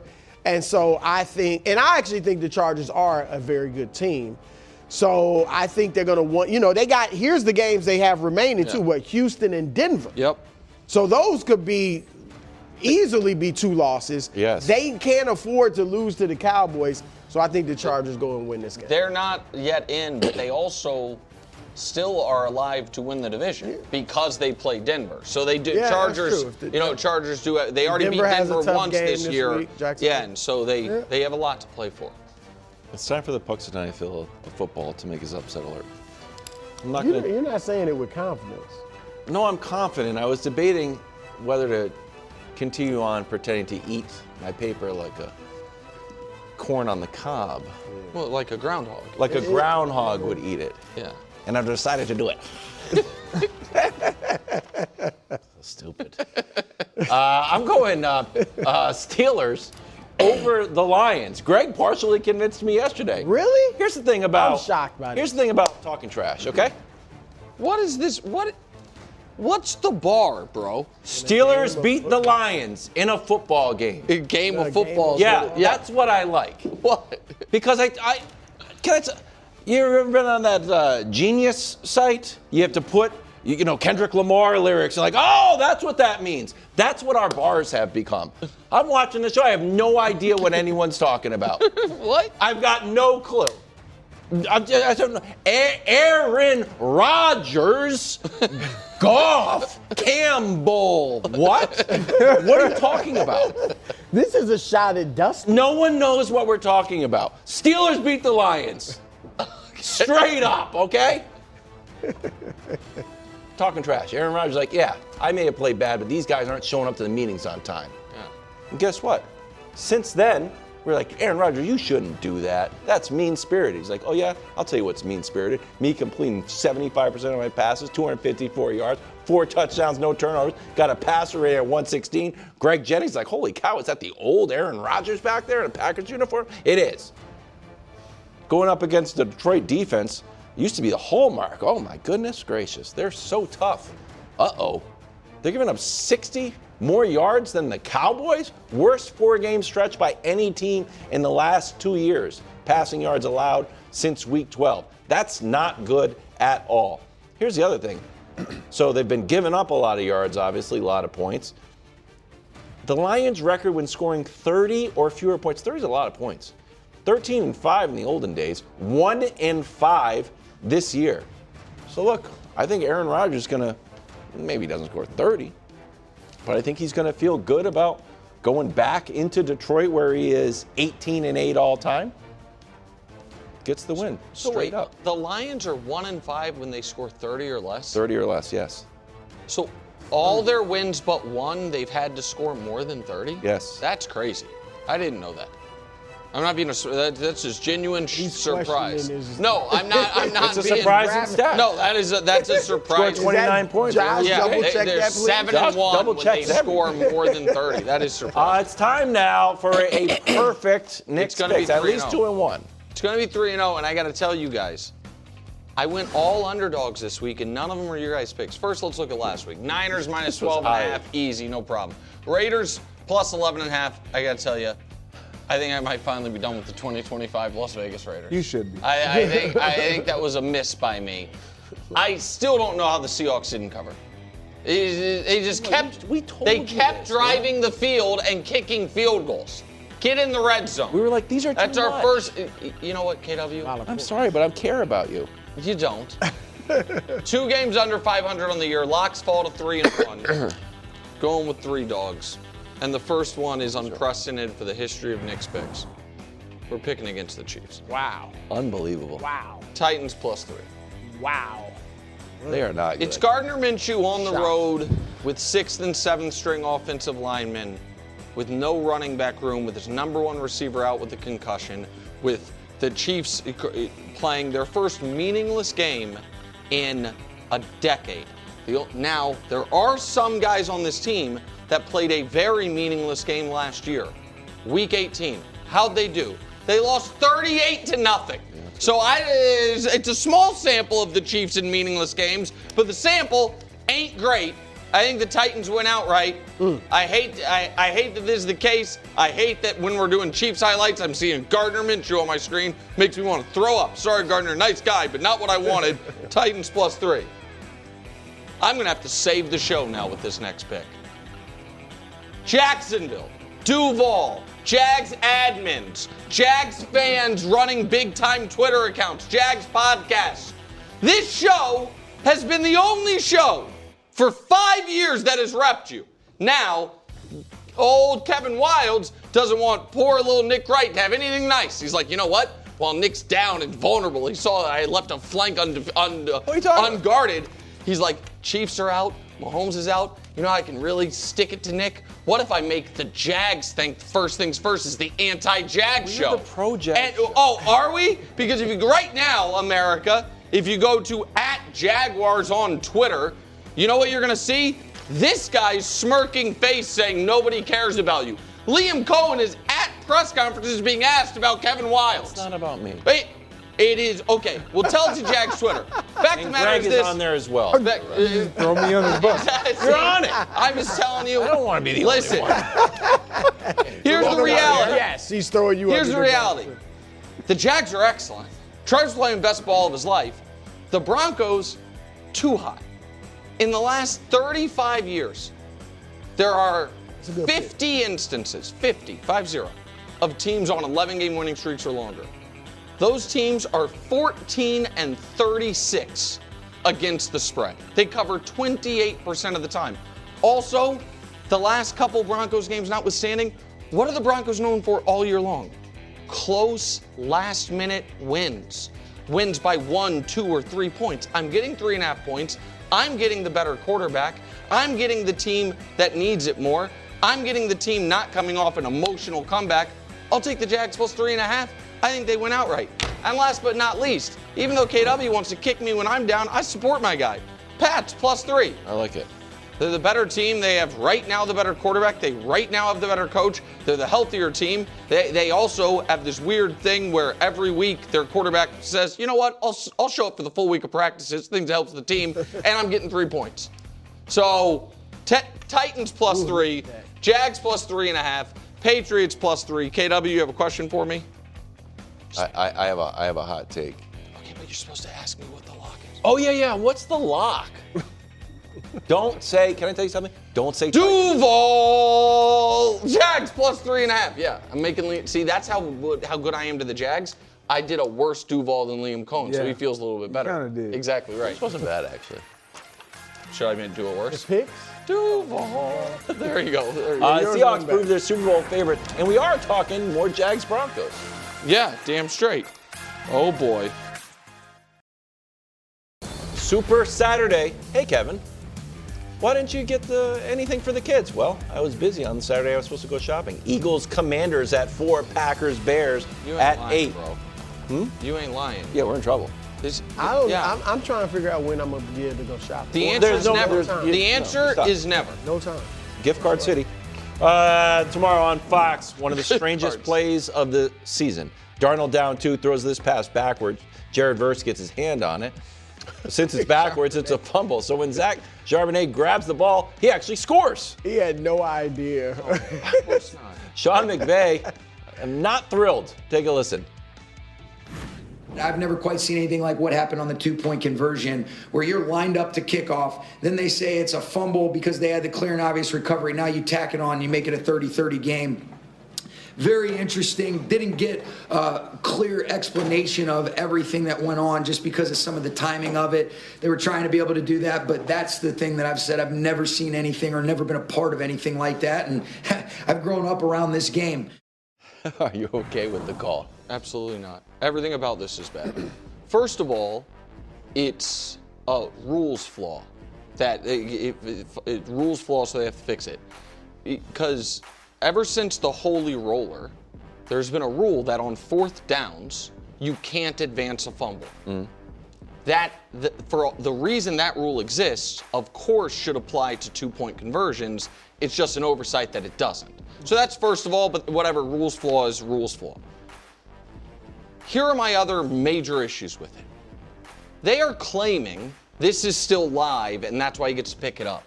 If one of the Rams, when this ball's rolling on the field, clocks Zach Charbonnet and dives on the ball, it's a flag. Oh, yeah. The whistle is blown, which actually doesn't matter, but you can't say this is a clear and obvious recovery within the scope of the play, because every single person on that field thought the play was over. He wasn't picking that ball up because this might be worth 2 points. That's my second issue. But go ahead. Let's say, because that's an interesting point. If a Ram, like you said, clock Charbonnet, grabs the ball, there probably is a flag initially. Yeah. But when they, I don't know. this was a while before they realized. But replay can't retract flags. Then there would also be like a fight. Here's the other problem. Yeah. The other problem. This wasn't challenged, and it's not a scoring play, so it's not automatically reviewed. So it's not because they didn't score. No, so it's this not was technically reviewable. a replay assist thing. Okay. And But it's not a scoring play. It is a scoring play. But They didn't. No, Brew. score. No, they don't. This is not automatically reviewed. But they scored points. No, Brew. I'm just telling you, it was not. This does not qualify as an automatic review. Automatic review is if someone scores. This was. I don't know the rule. I'm just saying they scored points on this. Brew, and I'm not trying to be rude. I do know the rule. This is not an automatically But they reviewed reviewed thing. it, didn't they? They did replay assist, which they said they would never do under circumstances like this. They did it anyway. Can I ask a quick question again? Not Yes. just because I do think it's interesting. If it was a handoff and the running back fell down short, and You have to challenge that. it has to be challenged. That you have to challenge it. The whole point is this is a challengeable play, but the Seahawks didn't challenge it because nobody watching the game or playing in the game thought this was a live ball. And so I don't like any single piece of it. Now the Rams have themselves to blame for losing the game because they had plenty of opportunities after this, but this is in the ongoing creep of replay, which is supposed to make things better. This is not within the spirit of when they said, hey, we're going to add this thing called replay assist so we can quickly fix clear and obvious errors without having to waste time of a challenge. Nobody thought that meant 3 minutes after an incomplete pass, we're going to find out actually it was a successful 2-point conversion. So I hate all of it, to be clear. I mean, it was bizarre, and I think we all join McVay in saying we've never seen anything like this. So I agree with that. My feeling is if it is the rule, then okay. I mean, I'm actually glad it happened because it helped it make it one of the greatest, maybe the greatest game this season so far. But, I mean, it's strange. Charbonnet, credit to him. I think Greg will address that. But, that's interesting. Credit to him. He obviously had no idea. Yeah, when you say credit, it felt like he was Greg will someone's address guy. it. Greg will address So it. what is always talked about in locker rooms, and coaches harp on this, when you don't know and there's a ball rolling around on the ground, go cover it. Go pick it up. Somebody cover the ball. Like that is specifically when you're talking offensive or defensive guys, you want to be the clear and obvious guy that possesses the ball. Now, I'm not going to sit here and say Charbonnet knows exactly what's going on, but he did follow Rule 1. Right. Cover the ball, pick the ball up. And if one of the Rams had picked this ball up, no bueno. We're good. They win the game. That's right. No issue. That didn't happen, and I get all of what you're saying. Here's the other thing if the Ram picks it up. If a Ram picks it up and just starts running towards the other end, because that's a live ball, they could get 2 points themselves and go up 4. That's not being allowed because they blew the whistle. Like the Rams are not going to be allowed to advance that. With the whistle? Because according to Terry McCauley on Twitter today, because this was, he said, immediate within the framework of the play. But this was, to me, not immediate and not within the frame. Well, it wasn't immediate. It wasn't immediate. It definitely wasn't immediate. I think they got it wrong, and I also think this. If we are going to, I think this is fair, the things that like, oh man, technically this should be this, but nobody thinks it, the only way you should be able to get a benefit from that is if someone on your coaching staff is savvy enough in real time to recognize it and you challenge it. If Mike McDonald had realized, oh man, you know what? Worth risking one of my timeouts in a challenge. Let me toss it. Then I still don't love it, but like then at least it feels like they earned it. Instead, it felt to me like if there had been less of a TV delay between 2-point conversion and kickoff, they wouldn't have gotten it. Can I open it up pretty wide? There's been times in my sports fandom experience, the tuck rule being a pretty obvious one. Dave Roberts stole second base, where one singular play was like, ooh, I don't know if that was supposed to happen.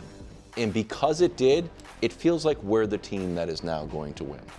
Does anyone else subscribe to that theory, and did anyone else get that feeling about the Seahawks?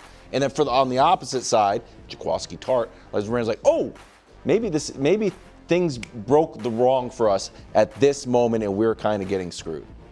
I might have felt that way if this wasn't with 6 minutes left in a game that went to overtime. You know what I mean? Because it doesn't feel, I don't think it's fair to say, and I don't think anyone is saying, that had this play not happened, Seattle definitely loses. You know what I mean? Seattle still would have been down 2 without the ball. They would have been but they ended up, as we know, getting the ball back. But after this. It's a feel thing. It's more. It's I get more. What you're saying. It's like when the Chiefs blocked that Broncos kick. Oh my God, Chiefs are going back to Super Bowl. Like it's just they're just something to it. Can I ask just one other question about this? If this, let's say the 2-point conversion ended up winning them the game, the very clear and obvious catch to the tight end, that was this. That was to tie the game. And that this play happens in overtime on the final to win it. I'm just curious. How long is the NFL telling us they can be interviewing the coach, everything? Because this was about 3 minutes. So if this is the final play of the game, are they retroactive while Sean McVay's talking to Al Michaels or whomever, being like, actually, we just reviewed it, and as it turns out, Seattle won. Or like, it just feels like it was too cute. It was crazy. It was bizarre. But there was obviously somebody up there saying, hold on, that was not a forward pass. Also, I loved it. Why? I just love sport. I love. It I was just love the chaos the of the rule. details. Yeah, it was the rule. I mean, right? I go back to like the Calvin Johnson. Thank you. The catch, no catch. Right. And it's like it just changed everything. This we'll never see it again. Probably not. Because it's going to be definitive across the board. Like very few people would pick up on what the rules are and if it was right or wrong or whatever. But now that Calvin Johnson rule, when he caught that ball, and I still call it a catch, yes. Right. When he caught that ball against the Bears and set it down, gets up. Like that changed everything. Now we have the catch, no catch, survive the fall, all these different things. They're going to implement something to where it's crystal clear across the board. Drew, do you also agree that they are going to add the rules on 4th down fumbles are the same on 4th down 2-point conversions? You cannot advance a fumble on 4th down because of the holy roller, right? Like only the fumbling player can advance it, which is why sometimes, right? Like the logic behind it is the exact same. And I was shocked that the holy roller rule didn't apply here, but the tough thing is when the play is blown dead, it should be dead. Yeah, the Rams aren't allowed to hit the Seahawks guy. Or like the play is blown dead before he recovers the ball. Like so if they both dove on the ball. That would have felt more fair.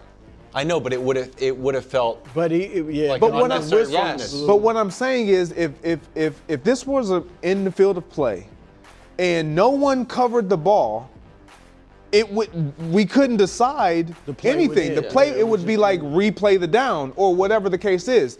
But you can't, because the play was blown dead. Does this? Yes. Are you following? Yeah, and because it's the moment he holds the ball, the play's over because he's in the end zone. You know what? I just Colin think Coward says, I root for interesting, and I loved it. Just did 10 minutes on it. It was. Is it time to stop sleeping on the Jags? Everybody wake up. Not That's yet. next on First Things First. Can I tell you something about the Jags? What? Like most of America, I just don't care. See, that's At all. When I watch this team, there's nothing that just jumps out to me that says, man, this team is amazing. I don't. They like want some. well, KW. I don't like that. It's all good. That you gotta be I mean, hated you by did say somebody. it. I'd rather not. Well, then why do you? But then You said it. You You're was supposed to be Bear. pro-Texans, No. and unfortunately it came out as very anti-Jags. And I know sports media handbook, I'm supposed to be like, yeah. Yeah. That's why you play your game. This is competitive sports debate. It's not competitive sports debate. I don't like the Jags. Wilds, Great, it lit up the Jets. we're in this together. You haven't talked about the Jags. No, and every time I Positively. try That's to, not you true. get mad at 3 me. years. Every And time I now, all of try a sudden, to, I you like talk the about Jags. some I like meeting Travis, we not supposedly true. had. No, because when Mac Jones was on, I was like, oh, Brian Thomas Jr. All right, can I answer this question? No, we're doing a full read. Okay. Jags are rolling. The Prince is coming off a 6-touchdown performance. They're underdogs against the Broncos team that simply does not lose at home. 12 straight wins. What can Jacksonville prove with a win on Sunday? That they're legit Super Bowl contenders. If they go into Denver and win, they also will have a real shot at the 1 seed. Now, I don't think they'll get it because I think Denver, what looked like it was going to be a tough final 2 weeks, not so much now because next week for Denver is Kansas City, and then week 18 is a Charger game that might mean a lot for the Chargers, or for the Chargers might mean literally nothing. They might be not able to win the division and locked into the playoffs if we think Phillip Rivers and the Colts aren't going to go on a streak. So I wouldn't say they're going to get the 1 seed, but they'd be alive for it.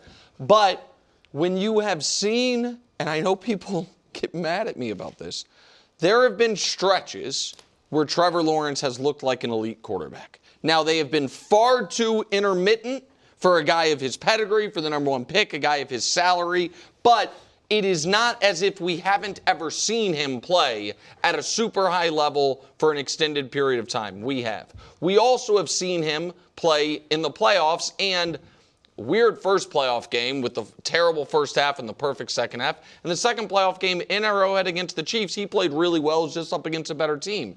When we say we have this wide open AFC, if the Jags get to 11-4 by beating the number 1 team in the conference on the road, you've got to take them seriously.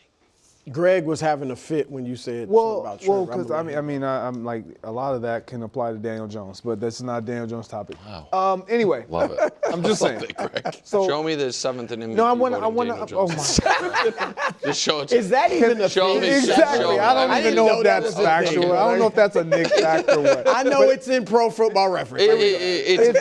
So I don't know, and this is a serious question. You believe that the Denver Broncos can win the Super Bowl? Begrudgingly, I have to acknowledge it seems to be possible. Yeah.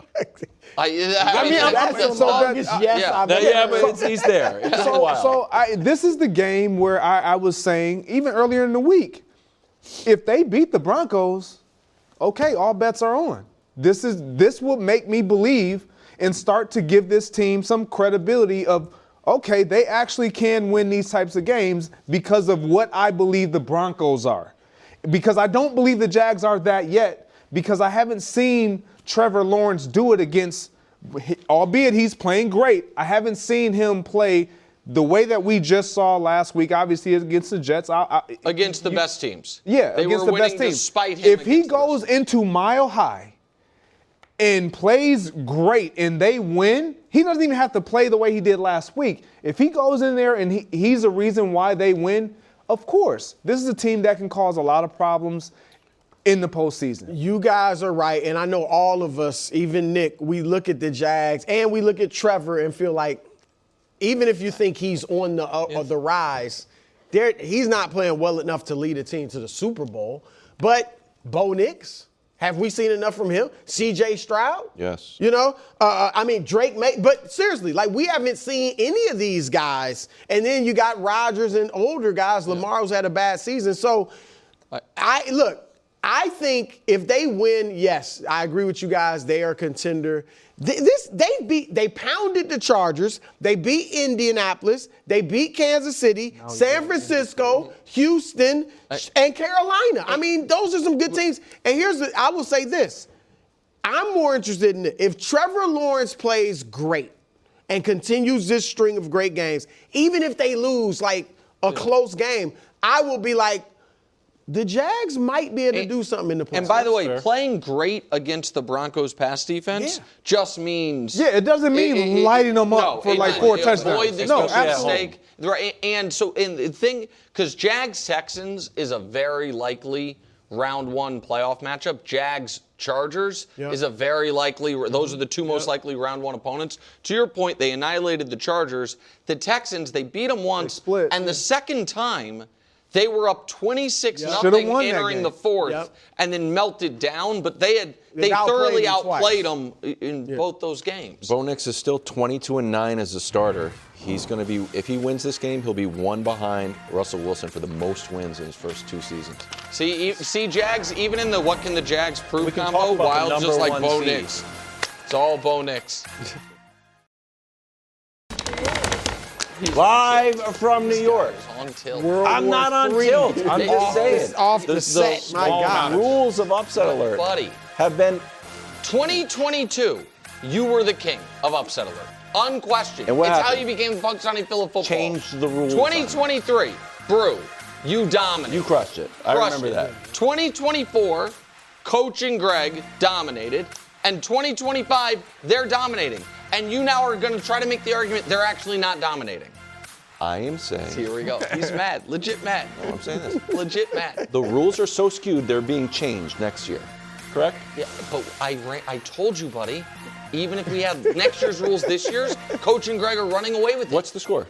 What is it? Coach is up and Greg are up by like 24 with the changed rules. 24? Yeah. I mean, I would just pick 1 game a week. Where do we get 24 from? Guys, we can just all agree that I'm the picks champion. Thank you. Let's just all agree. Legit upset about upset 24. You're just pulling numbers. 24 points ahead. You get 1 point. If we were on the Knicks and Parkins, whatever. Who cares? No one cares, honestly. Sorry. Bears taking over the division, maybe. Meanwhile, Justin Herbert have Dak on upset alert. That's right. Parkins, very interesting. But right now, game of the year. Stafford has a gaudy stat line, throws for almost 460. But Darnold went from pumpkin to bumping as Seattle turned up the volume and erased a 16-point deficit. Was that Dusty or you? That was Hubs. Hubs, wow. You guys are going to think I'm weird for saying this, but I didn't think we played our best football. I certainly didn't play my best football. We got a lot of work to do there, but at the end of the day, we won. And, the team in that locker room, all the guys in that locker room, we work so hard for moments like this. Obviously, like I said, we got a lot of work to do, and we're going to continue to push and get better. But those guys in the locker room deserve a win like that. Danny, what was your number 1 takeaway from last night? That I nailed my game of the year take. Wow. from yesterday. Listen, I've had those 2 teams 1 and 2 in Top 10 Tuesday for 4 straight weeks and for 5 of the last 6. I think it has been very clear that those are the 2 best teams in football. And obviously I am rooting for the Bears to be in the NFC Championship game and the Super Bowl. But if I don't get that, I want part 3. I want to see Rams and Seahawks for a 3rd time, because yesterday was only the 4th time in NFL history that the top 2 point differential teams met this late in the season, week 16 or later. And it was just rare that you would get those 2 teams at that level playing at this point of the regular season. And you guys have gone over it, but it still is worth showing just how close they were over the 2 games. And obviously, one team had a much more lopsided in terms of the turnovers with the 7. 1 yard is interesting. I didn't know that. 1 yard difference 1 yard, over 1 2 point. 1 yard, 1 point, 1 big play. Obviously, they split the wins. And if you look at the NFC, because I know coming in, Brew, you had some questions about Seattle, Darnold. They're just clearly the 2 best teams in the NFC. It's just far and away. And so we say it is wide open. I say it as much as anybody. but I loved the game. I loved the storylines of it. And I think they're on a collision course again for the NFC Championship game. I definitely don't think they're definitively the two best teams in the NFC. I think it's wide open. San Francisco's beaten both of them. You know, Philadelphia beat the Rams. So I think that conference is all tight. But my biggest takeaway was Sam Darnold. You know, and that was the whole storyline. Can this guy produce and deliver in a big moment? And he wasn't. He was living down to the narrative. First 50 minutes of the game, he was bad, all right? And then I thought it was a real gut check moment for him because I'm sure in his mind he was thinking, this is what everybody said about me. All week they've been saying I can't play in the big games, and I'm showing that. Mm-hmm. And so he really had to face facts. Am I that guy that they say I am, or can I overcome it? And I think he overcame it, and that was huge, and I think that'll help him. Now, I'm not saying in their first playoff game, I think he's going to throw 4 touchdowns, but I'm saying I will not go into that game thinking, what will you think is more likely? 4 touchdowns, like a great or game or a bad or an awful game? An A or an F for Sam Darnold's first playoff game? Because I will I don't know. I mean, I will go in not thinking either. Sure. I will go in thinking he's going to play solid and, you know. But if you had to. It's always, with a lot of guys, you might lean more toward a bad game, you know, especially a guy, again, this was a great game, but he still hasn't had terrific playoff games. Yeah, so I think that the end of that game, I have to be open to the possibility that the fact that he got that chance in overtime after, I just want to be very clear, I do not think he was instrumental in the comeback. The comeback was a punt return by Rashid Shaheed, end around by Rashid Shaheed, yes, and a long touchdown pass. Well, I mean, what was it, like an 18-yard touchdown pass? I mean, it was that, by the way, the guy's wide open and then has to use all 6'6" of his body because it was overthrown. And then, I mean, that to me, the story of the comeback and then the weird 2-point conversion, which was a bad play. Now, the story of overtime, he was excellent. The last drive was great. That throw to Cooper Kupp was very high level. You're talking about in overtime? Yeah. No, in overtime, he was excellent. And I have to be open to the possibility that for him, that's like a fork in the road moment. That he had internal doubts about himself in big spots, but doing that and the fact that now potentially he doesn't have to deal with road playoff crowds, those things will all work in his favor. But I can't have watched a game where I thought for the first 3 hours and 15 minutes that I'm watching, this guy is the biggest problem on his team, to then 45 minutes later feel like he has definitively turned a page. But it might not matter because I agree with your point, Seattle is that good, which is why my biggest takeaway is this is potential for all-time blown opportunity for the Rams. If the Rams could have just held on to a 16-point fourth quarter lead against a team whose offense had done nothing, then they are basically locked for the 1 seed. They are going to be able to make sure Devontae wouldn't have to play again this year if they didn't want him to. They could rest Stafford, get a bye, play 0 cold weather games, and the second best team in the conference, Seattle, confidence totally wrecked for their best player on their team, and they let it slip through their fingers. Now, maybe they can overcome that and win the Super Bowl anyway, but I would have, at 11 p.m. last night, I thought the Rams were the overwhelming NFC favorites. Overwhelming. And now, if they're on the road the whole way and don't have the bye, I don't feel that way at all. Well, no, it definitely opened up the NFC a lot more because even if Darnold was impressive late, if Seattle's the 1 seed, everyone's going to be like, well, we can beat Sam Darnold. or Sam Darnold could lose the game. You wouldn't feel like Matt Stafford would be the reason they would lose the game in that spot. But I just think the two teams matching up, like McDonald against McVay and the coaching matchup, like even when Seattle was down the 16 points, the Rams had 5 straight drives of 4 punts and a missed field goal. Like the defense clamped down. It's probably the 2 starting first-team All-Pro receivers in JSN and Puka. Yep. Like the matchup between the two teams is just fantastic. And I mean, I thought it was incredible theater. I think Seattle has to feel good. Like the turnover situation in the 2 games they played, they turned it over 7 times. The Rams turned it over once, and yet you show how close it's been. So if I'm them, I'm feeling like, look, if we just cut down on these turnovers, then we can beat this team. I would feel the exact same way, Brew, if the turnovers were like a muffed punt, a couple fumbles. The fact that 6 of the 7 turnovers were bad plays by Sam Darnold would make me worried that if that. But though you would think those are maybe are controllable. Yeah. Right. Tomorrow night on Fox, Super Saturday, Packers in Chicago. Ben Johnson happy with how his team has been playing. Take a listen. When you see them in training camp and you see where we came from early on in camp to the end of camp, I mean, I think it's not that bold of a statement to say that we're going to be playing some pretty good football here at the end of the year. We got a good team coming in town. There's a lot at stake. When you're playing meaningful games in December, that's all you could ever hope for, and we're really looking forward to this opportunity. Well, Danny, this was your vice last time. We asked if you would guarantee a win. I think was it the Packers that we asked for a guarantee? No, it was way earlier. It was than before that. You guys have tried to bully me into guaranteeing. Yeah, so I feel bad. Bears Again, wins. if you don't want to answer this, you don't have to. But are you guaranteeing a Bears win? How many toes down? Well, if you're guaranteeing 10. Guaranteed. No, seriously. I didn't know 7 was an option. I just wanted the reminder. we're good. No, this is the best. Sorry, Greg. That's right. Oh, Greg Jennings just walked to I the like it. studio That's- like Roman Reigns. Unfortunately, I have to pay off a Bears-Packers bet from last time to end the show today, which is going to be a real tough moment for all of my history and my family and my father's side of the family from Wisconsin. But that'll be later.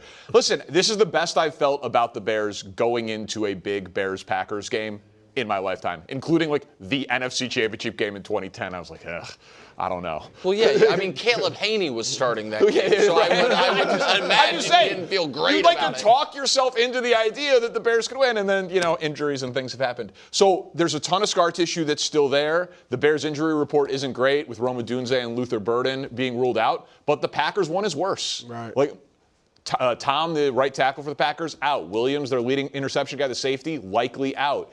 We're going to see, obviously, Micah Parsons out for the year. These teams played an incredibly even game 2 weeks ago where the Bears could have won, didn't, but easily could have, and now it's in Chicago. So, yeah, this is the one. This is the breakthrough moment. It's finally for all time. those reasons, your team should win. I wouldn't be surprised if they won, because I think the teams, especially now without Micah, are fairly evenly matched. And, you would expect in that situation maybe it's a split in the regular season games. But I'm hoping that the Packers can win. But I think it's going to be interesting. I think the Bears, for the reasons you said, though, should win. And if they don't win, you talked about it the other day. They same could be true for the Packers. That's what you're That's going why where I I'm was gonna really go. hoping the Packers win, because this is a huge game for the playoffs. I think this is a coin flip game, so I wouldn't,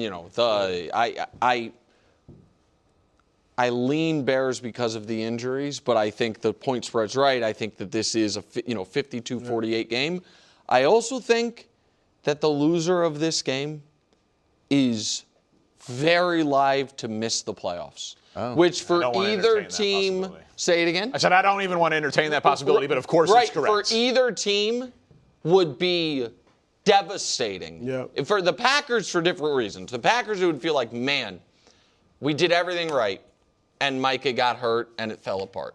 Like, that's what the timeline would be. We were en route to beating makes total Denver. sense from a storyline perspective. We were beating Denver. We had overcome kind of the weird play early in the year where we had finally hit our stride. Yep. We finally got our receivers back, and then football's a cruel mistress, and we lost Probably our best. easier to live with Right. than what Chicago. For the Bears, if they go into this game, they're favored against Green Bay. It's the best a lot of Bears fans have felt about the matchup. You feel like your quarterback's coming off the best game of his, the most impressive game of his career. You're a few weeks removed from running it down the Eagles' throats, announcing yourselves as actual contenders.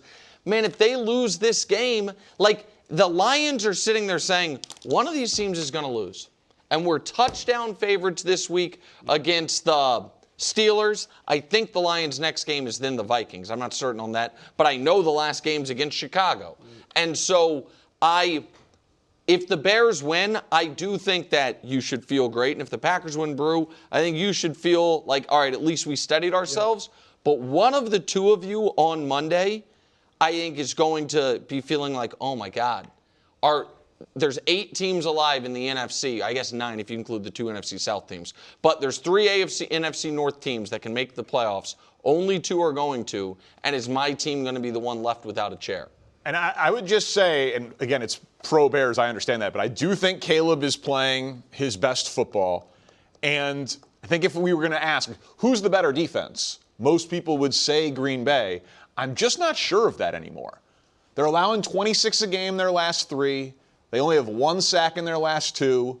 They blitz a ton more when Micah is off the field. Now he's out, so that's less guys in coverage if you're going to try to generate a pass rush. Bears' offensive line is healthy. Bears' offensive line has been great.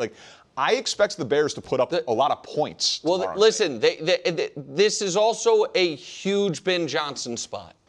You can't call your shot about beating Matt LaFleur twice a year and then get swept by him when that team is devastated by injury and your quarterback is playing his best ball of the year. Micah was first in pressure percentage, 3rd in sacks, 4th in QB hits. Yeah, not there. This is Caleb's moment to You break say it. best ball of the year. Is that based on the one game? Listen, I think he was brilliant in the second half of the Packers game 2 weeks ago, with the exception of the interception, which we've talked about 100 times. Yeah. And then, the game against Cleveland. Yeah. 3 halves. Miss Lincoln, how was the play? 3 halves. 3 halves minus 1 game-ending interception. But if he Because I've heard in some quarters that when you're in the game with an interception, when you're rallying, he has to make that throw. It was a terrible miss. Brew's taking a shot at me. No, it's not a shot. But Brew, you would agree if he plays great in this game, then it will feel like the interception notwithstanding that he's on. If he plays great this game. Yeah, if he it's plays just a great small sample size of great play. Yeah, it is. I mean, you thought Shedeur was going to be better. All right, well, it is time now. It's Friday at 5:16. It's time for a special edition of Parkins Picks. Yeah, sure. I am seeing the NFL very clearly. This is the official pick segment. I plug into the matrix. I see the league clearly. I'm not going to let 3-0 change me. I'm not scared of picking big games. Taking the points with Detroit. Play in the wood with the Chicago Bears. Easy, easier, and easiest. I know that I'm right. Ho hum, just another 2-1 week. Just another winner. I mean, listen, it's been a tough year, as you alluded to. I mean, not as tough for me as you, because I am over 500, 24-21. A lot of the season. You're well over. Yeah, well, listen, and Brew, I'm 1 week removed from a 3-0 week, except for losing 2 games by half a point. So it was a 1-2 week. It was what are you I'm just saying, seeing it very clearly, just a half point here, a half point there. But another winning week, and I feel like we're going to get back to 3-0. So let's just get right into our Week 16 picks. Why are you watching Saints and Jets? If you got money on it, it's a great reason to watch. Saints -6 against the Jets. You know what people aren't talking about? Tyler Shook. Playing really well. It's true. And don't even say no one cares. I care. No, Last 5 games, top 10 quarterback in football. Every time we show a graphic with completion percentage, it buttresses my case. That's a meaningless stat. If Tyler Shook's best in the league for 5 games, it really helps. I'm sorry. Unless it's incredibly low. I'm sorry. It doesn't really Do the mean. Saints have wins in back-to-back games? They do. Have the Jets been blown out twice in back-to-back games? Jets, very 1-2-3 Cancun. They seem to have packed it in. Saints, still playing for pride. Playing for Tyler Shough. I see you, Saints. -6. I think they're at home, right? Yeah. Oh, yeah, it's in New Orleans. Yeah. Saints Oh, -6. okay. Saints Yeah. -6 Very good. against the Jets in the Dome. No Garrett Wilson. Come on. Let's go. Let's go Saints. Those readers, wild spruce. What's the next pick? I know. Put it on the board. I Believe me, forgot the At order. the end. Oh, that's right. Bears -1.5 against Green Bay. We just spent a lot of time talking about it. I could talk to you about Caleb Williams and the Bears rushing attack, but I wanted to go a little bit deeper, Brew, because you said it's not a huge sample for It's Caleb not. Williams for the last 6 quarters. Well, let's look at the Packers defense in the same For the last six quarters? Wow. That's right. I mean, getting shredded and getting worse. Go in the wrong direction when you lose Williams, the safety, and Micah Parsons, the edge rusher. You just got lit up by Bo Nix. You're going to Soldier Field in prime time playing against Caleb Williams. This is no.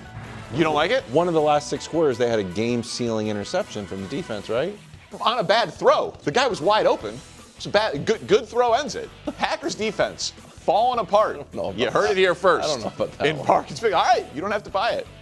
One more, and it's another point for the defense. Chargers +1.5 against the Cowboys.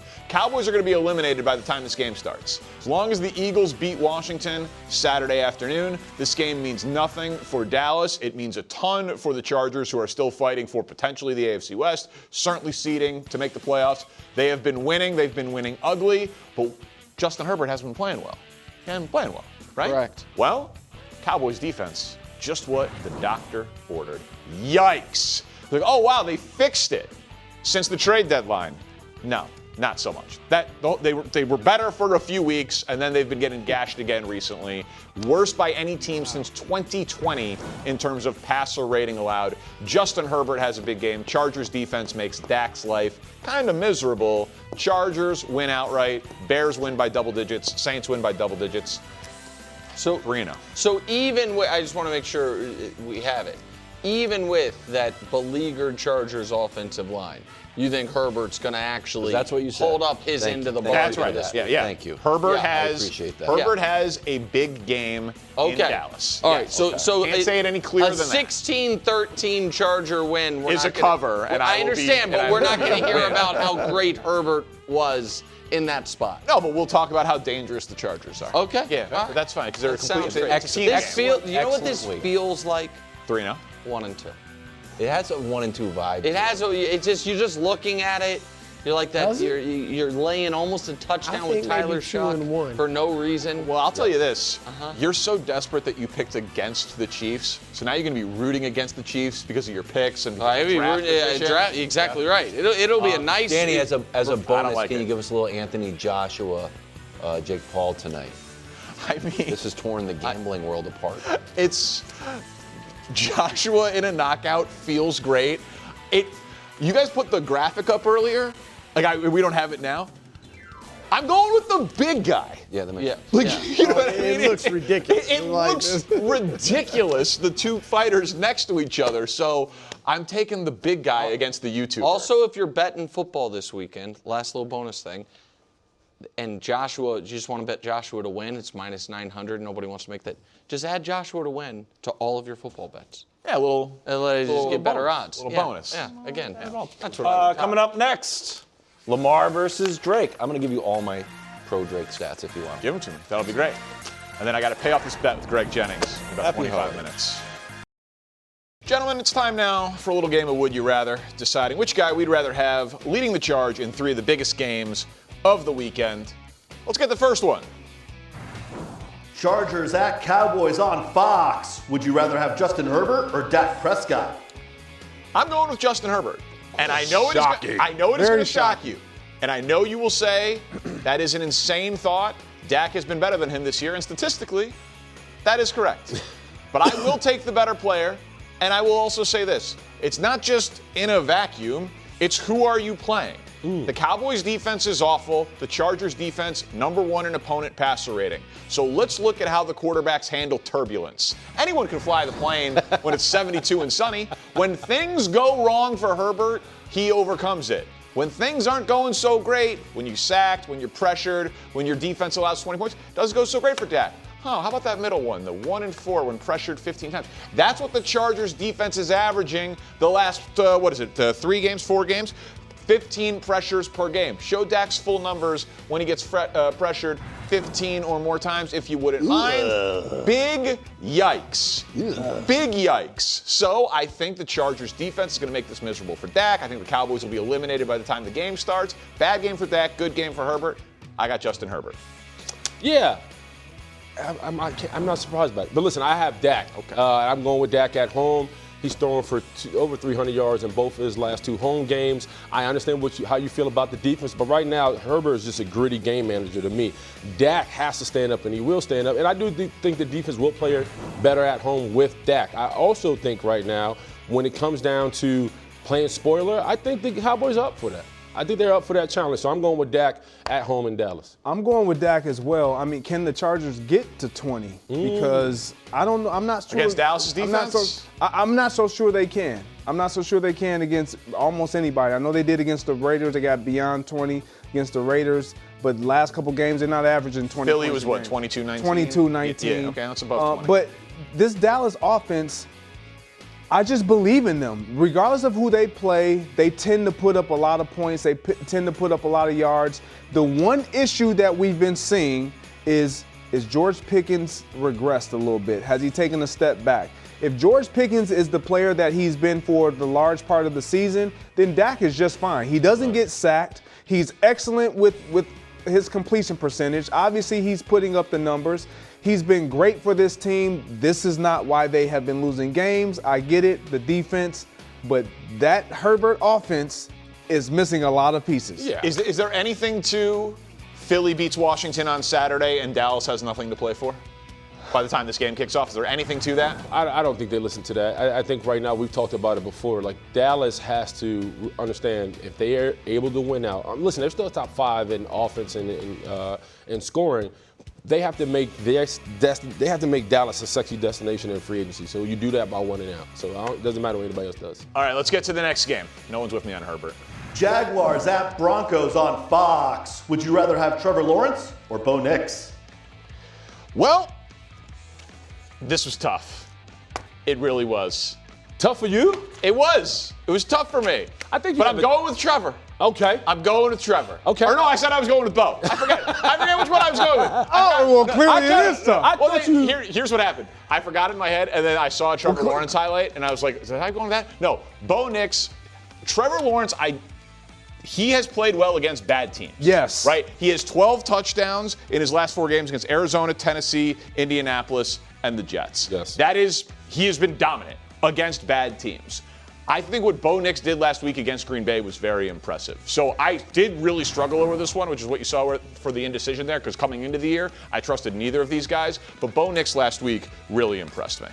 Yeah, I have Trevor Lawrence. Okay. I do, and I know you like Bo Nix, but Trevor Lawrence is a grown-ass man, and he's coming to collect his money. Ever since they got Jacoby Myers, they've been 5-1. The offense is clicking. They've been efficient. The defense is playing at a high level. And what I love about Trevor Lawrence, I just think he has a bigger toolbox. He's able to make the checks at the line. He plays with anticipation. When he wants to turn up his game, he uses his legs. And he's flat-out gritty, and he's a gamer. So I think right now, if I had who's the better quarterback? T-Law. I'm going with the Law Dog. I'm with you, Danny. I'm going with Bo Nix. Look, he's changing the narrative. Like, the narrative out, and rightfully so, was he only does it in the fourth quarter. And I would argue you want your quarterback to show up in the fourth quarter when the game is on the line. You want him at his best. He's always been that for the duration of the season. Now he's playing from start to finish. I love what he's doing. The offense is thriving with him under center and just leading the way. He's being accurate with the ball. He wasn't as accurate early in the season, especially with the long ball. All the things are clicking, and they're looking like an offense that's really a problem moving forward into the postseason. Yeah, the reason I don't believe in Bo Nix because I think he wins due to volume. When his defense is able to take the turnovers and get the key stops on third down and give him more bites at the apple, he has more chances to be successful. That's why I'm not a big believer in what he can do. Trevor gets that from his defense too. Yeah, but I've seen Trevor beat the Chiefs and take over. I've seen Bo Nix pretty much survive games all the way up into the fourth quarter till he has to pop. And then, in your words, he puts on that cape. Don't knock I don't know him. if it's a cape yet. I don't know if it's a cape yet. He's in training. I do think in Denver against that defense, it's just a little tougher spot for Trevor. But I really did wrestle over this one, hence why I forgot what I had submitted as my answer. Last one, please. Patriots at Ravens. Would you rather have Drake Maye or Lamar Jackson? Okay. Drake Maye has obviously had the better season. There's not a statistical argument that you can make. But I am taking Lamar Jackson in this game because of the spot. Predicting the breakout game is a tough thing to do. It's like picking a stock at the exact right time before it explodes. But I do think Lamar will play well against this Patriots defense that is just trending in the wrong direction. He might not need to throw. They didn't have to throw a lot against Cincinnati. The Patriots' run defense has completely fallen apart the last 6 weeks. The Ravens are the #1 yards per carry team in the NFL. I just don't think this is a game where you're going to need 35 or 40 passes from Lamar Jackson. So if he's playing from out in front and he's playing ahead of the sticks with a great running game, he's not going to need to do much in order to win the game. So I'll take Lamar Jackson. I'm shocked because you've been a fan of Drake Maye. He's been amazing. You've talked about him. He's been great in his MVP campaign, and now you're telling me he's going against a quarterback who we really don't know what's wrong with him. We're like 1 week he's good, 1 week he's bad. He looked healthier last week, but I got Drake Maye because he's a better passer, playing more consistent. And I think if you're the Patriots right now, you confuse this Ravens defense with motion and tempo and attack the edges, screens and tosses. And I also believe right now you force Baltimore to tackle in space because they're not doing that really well right now. So I have Drake Maye. I have the Pats. I don't even think it's close. Wow. See, they're an underdog in the game, and so part of me. Go ahead, Greg. I'm with Danny on this one. Like Lamar, he's obviously the proven guy who's in the regular season typically always been a standalone great. And I know he's had his struggles. I've been on him about the struggles, whether he's hurt or not. He's out there. You got to deliver. And last week, I thought he took a step in the right direction to get back on that winning way. Him or a bad Bengals defense? Well, it's not even about the Bengals defense. I just thought the touchdown throw to Zay Flowers on the left-hand side where he decides to make that throw. In prior weeks, I don't know if he's been making that throw. It's been off. But now he made that throw. I feel like that's going to give him a momentum boost, but I haven't seen Drake Maye in this type of situation. He hasn't faced the adversity where he's had the team really in his possession to win a game, and then he faltered, which he did last week against the Bills. Now he has to bounce back.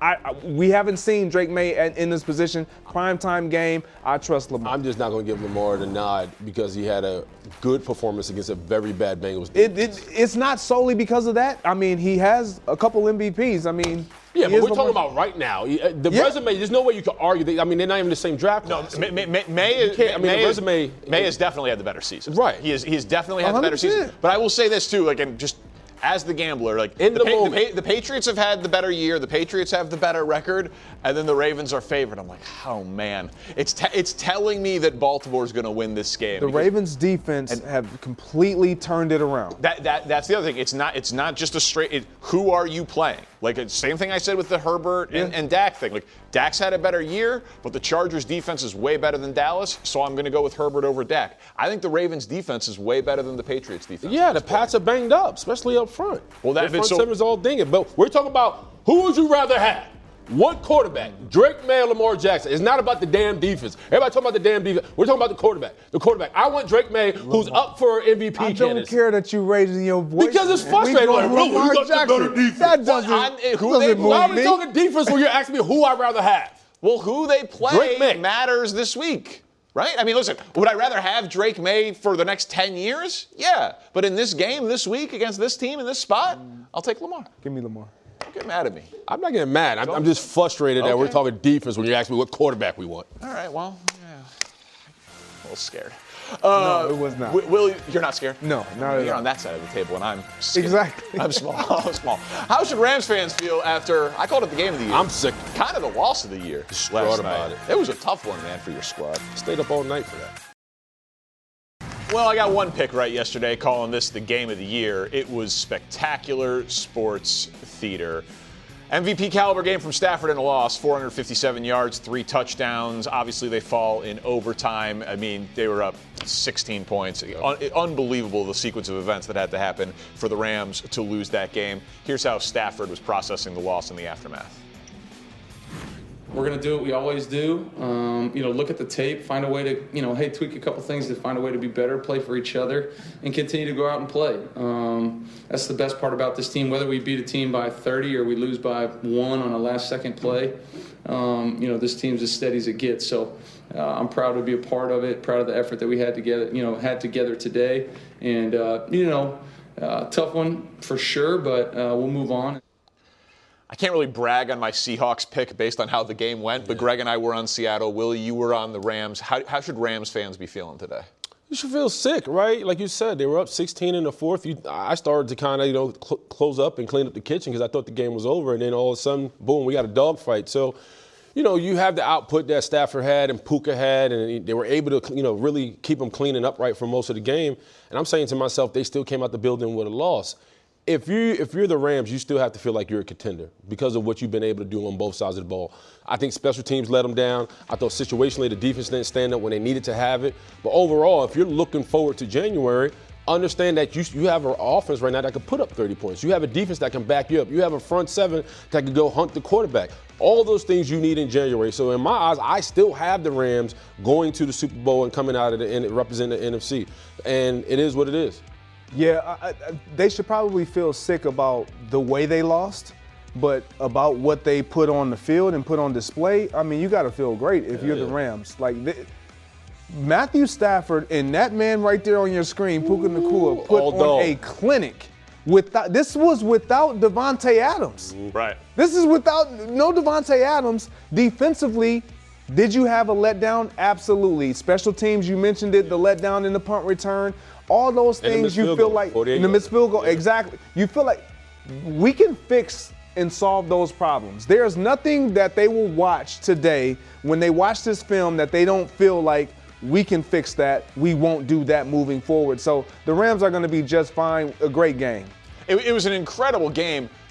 The reason that I would feel sick if I'm a Rams fan, though, is there is an element of, man, that's football. You can lose any game. And when it's as bunched up as it is and there's no margin for error, like hypothetical world, Philly loses a game like that. They've got a huge cushion in the NFC East. Philly's pretty locked in. They're going to win their division. They're going to be the seed that they're going to be. They're going to get one home playoff game, and then they're going to have to go on the road, right? The Rams go from the 1 seed. To the 5. Every game is in our house. Warm weather, controlled environment, we can get healthy, we can game plan, to now okay, we're the 5 seed and we have to travel across the country to either Carolina or Tampa. Now, you'll be a favorite in that game, obviously, but weird things can happen in football games. Like losing to Carolina a couple weeks ago. Like losing to Carolina, like getting someone injured, like all of those things. And so just the razor-thin margin of single elimination professional football, the Rams are the best team, but it might not matter. And that's what that game really, I thought, highlighted last night. And I thought, when you talked about it behind the curtain, there was a chance when you looked at the energy from the defense and how they were playing, especially up front. I think they exposed the Seahawks left guard. He had a rough night. But I thought they broke Sam Darnold, right? And we all sat here and talked about they didn't, right?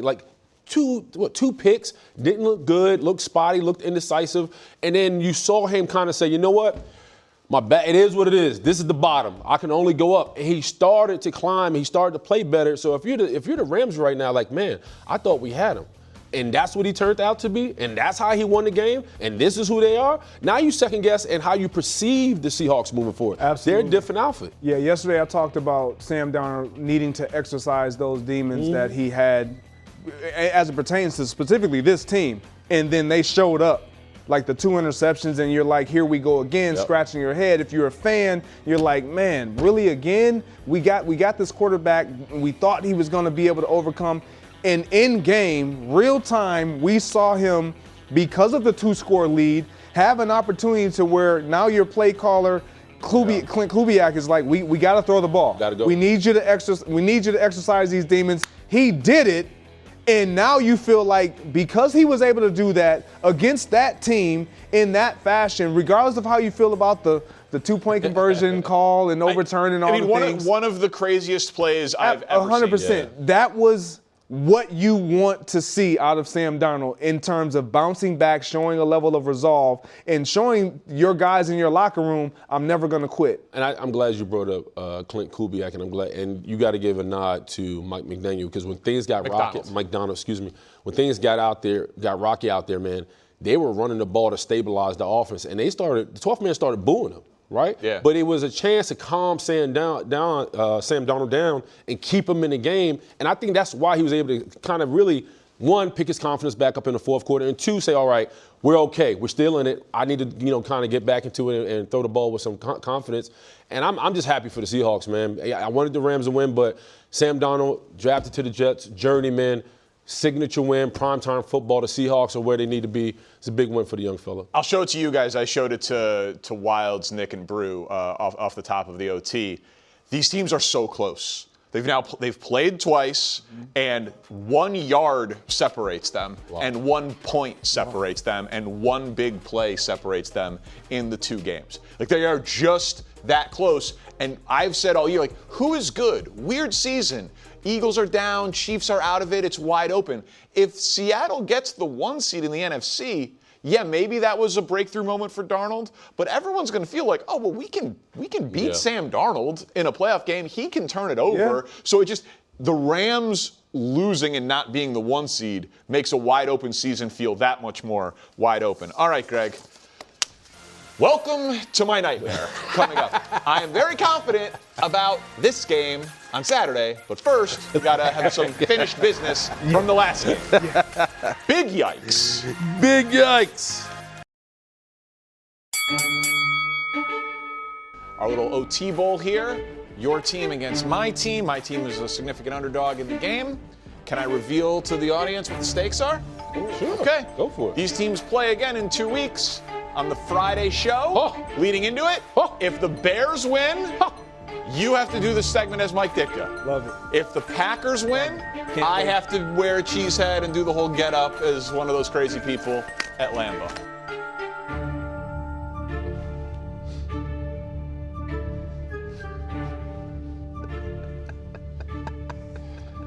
Talk about your all-time backfires. Really? Yeah. We gotta top this off one time. Crown him! Yeah, baby. Yes. Oh, so cheesy. Hey, I gotta be honest. I've never seen you look better. Yeah. I've never seen you look better. Your nose and cheesehead combination is pretty sharp there. It's like right. Take it easy. Take it easy. They come at the same angle. Is what you're saying? Some sharp cheddar and a sharp nose. Now I feel like you're seeing the NFL clearly. Very clear. Now you're seeing it clearly. The Ditka on you would have been good. Look. It would have been good. I've lost a lot of bets in my day. This is among. You look great. This is among the most painful. Caleb could. Oh, you really? Oh yeah. I might as well. Why not? Right why not? Yeah. Why not? Yeah. Okay. Yeah. Why do you go right here and get that? I will just say I respect you standing up. Oh, listen, man. I respect you standing up. Of course. You know why? Bears. Okay. Bears are gonna win. Bear down. Come on now, Greg. Have you not learned anything? Do I look like a man who's learned anything? Right. Do I look like a person who learns lessons? Do I look like a person who's deterred? Do I look like a person who shies away? You should be motivated. From a double or nothing? No, you actually look like a fan that has experienced a lot of success. Yeah. That's how you know so it's you should really enjoy this. That's how you know it's fiction. I will say this, Greg. I am willing to guarantee here we go. that the Bears beat the Packers. It's called pride, Greg Jennings. That's right. It's called pride. I understand. Your team has lost your right tackle. Yes. Your leading interception man. Yep. Christian Watson is banged up. Micah Parsons is out. Packers defense falling apart. Giving up 26 a game in the last 3. 1 sack in the last 2. It's at Soldier Field. Bears offense is humming. Caleb Williams has been brilliant the last 6 quarters. Minus the game-losing interception. That was. Packers defense has been terrible the last 6 quarters. These two teams were very even. No lies detected, Greg Jennings. Very even in the last game. I'm feeling very good about Saturday night. I'm feeling very miserable about how I look right now. You're owning it. But I feel I feel good. I feel good. I will say this. All those things are very true. Okay. Fact. Thank you. And because it is the Bears that they are playing, I'm not worried. Okay. We be good. We be just fine. Now let's be honest here. These teams could play again in the postseason. Yes. Right? This could be a 2-7. There's a world, I guess, where it's a 3-6. Certainly could be a divisional round matchup. Although I think the Bears could still get the 1 seed. We'll see. Double or nothing. If they play in the playoffs, we've got to run it back, and I either preview the playoff matchup in this getup, or we get you the Ditka garb. For the playoffs? If they play in the playoffs, yeah, winner in this game. I kind of want to sit Okay. and bask in this. All right. Coward. But because I do this, double it up. Yeah, that's what I like to see. Who do you got? I have the Bears. I think listen, I see them pounding the rock, controlling the clock. I think the Bears are more motivated. I think the Bears have to be more motivated. They grabbed the wheel of the NFC North with the win. They have to have it. This is a guy. This like is a wheel of honestly, God, cheese. honestly, God, this is not even about the Packers. This is all about the You Bears. did this same bit 2 weeks ago in a green suit. It does feel a little bit like deja vu. It feels like we feels like I've been here before. Yeah. Bears are 16. never been The Bears got to make it a phone booth fight. And if it's a phone booth fight, I'm going with the Bears. They don't have a Doomsday. They don't have Luther Burden. We'll be watching on Fox Saturday night. We're exercising the demon. Come on, Steelers! Hey.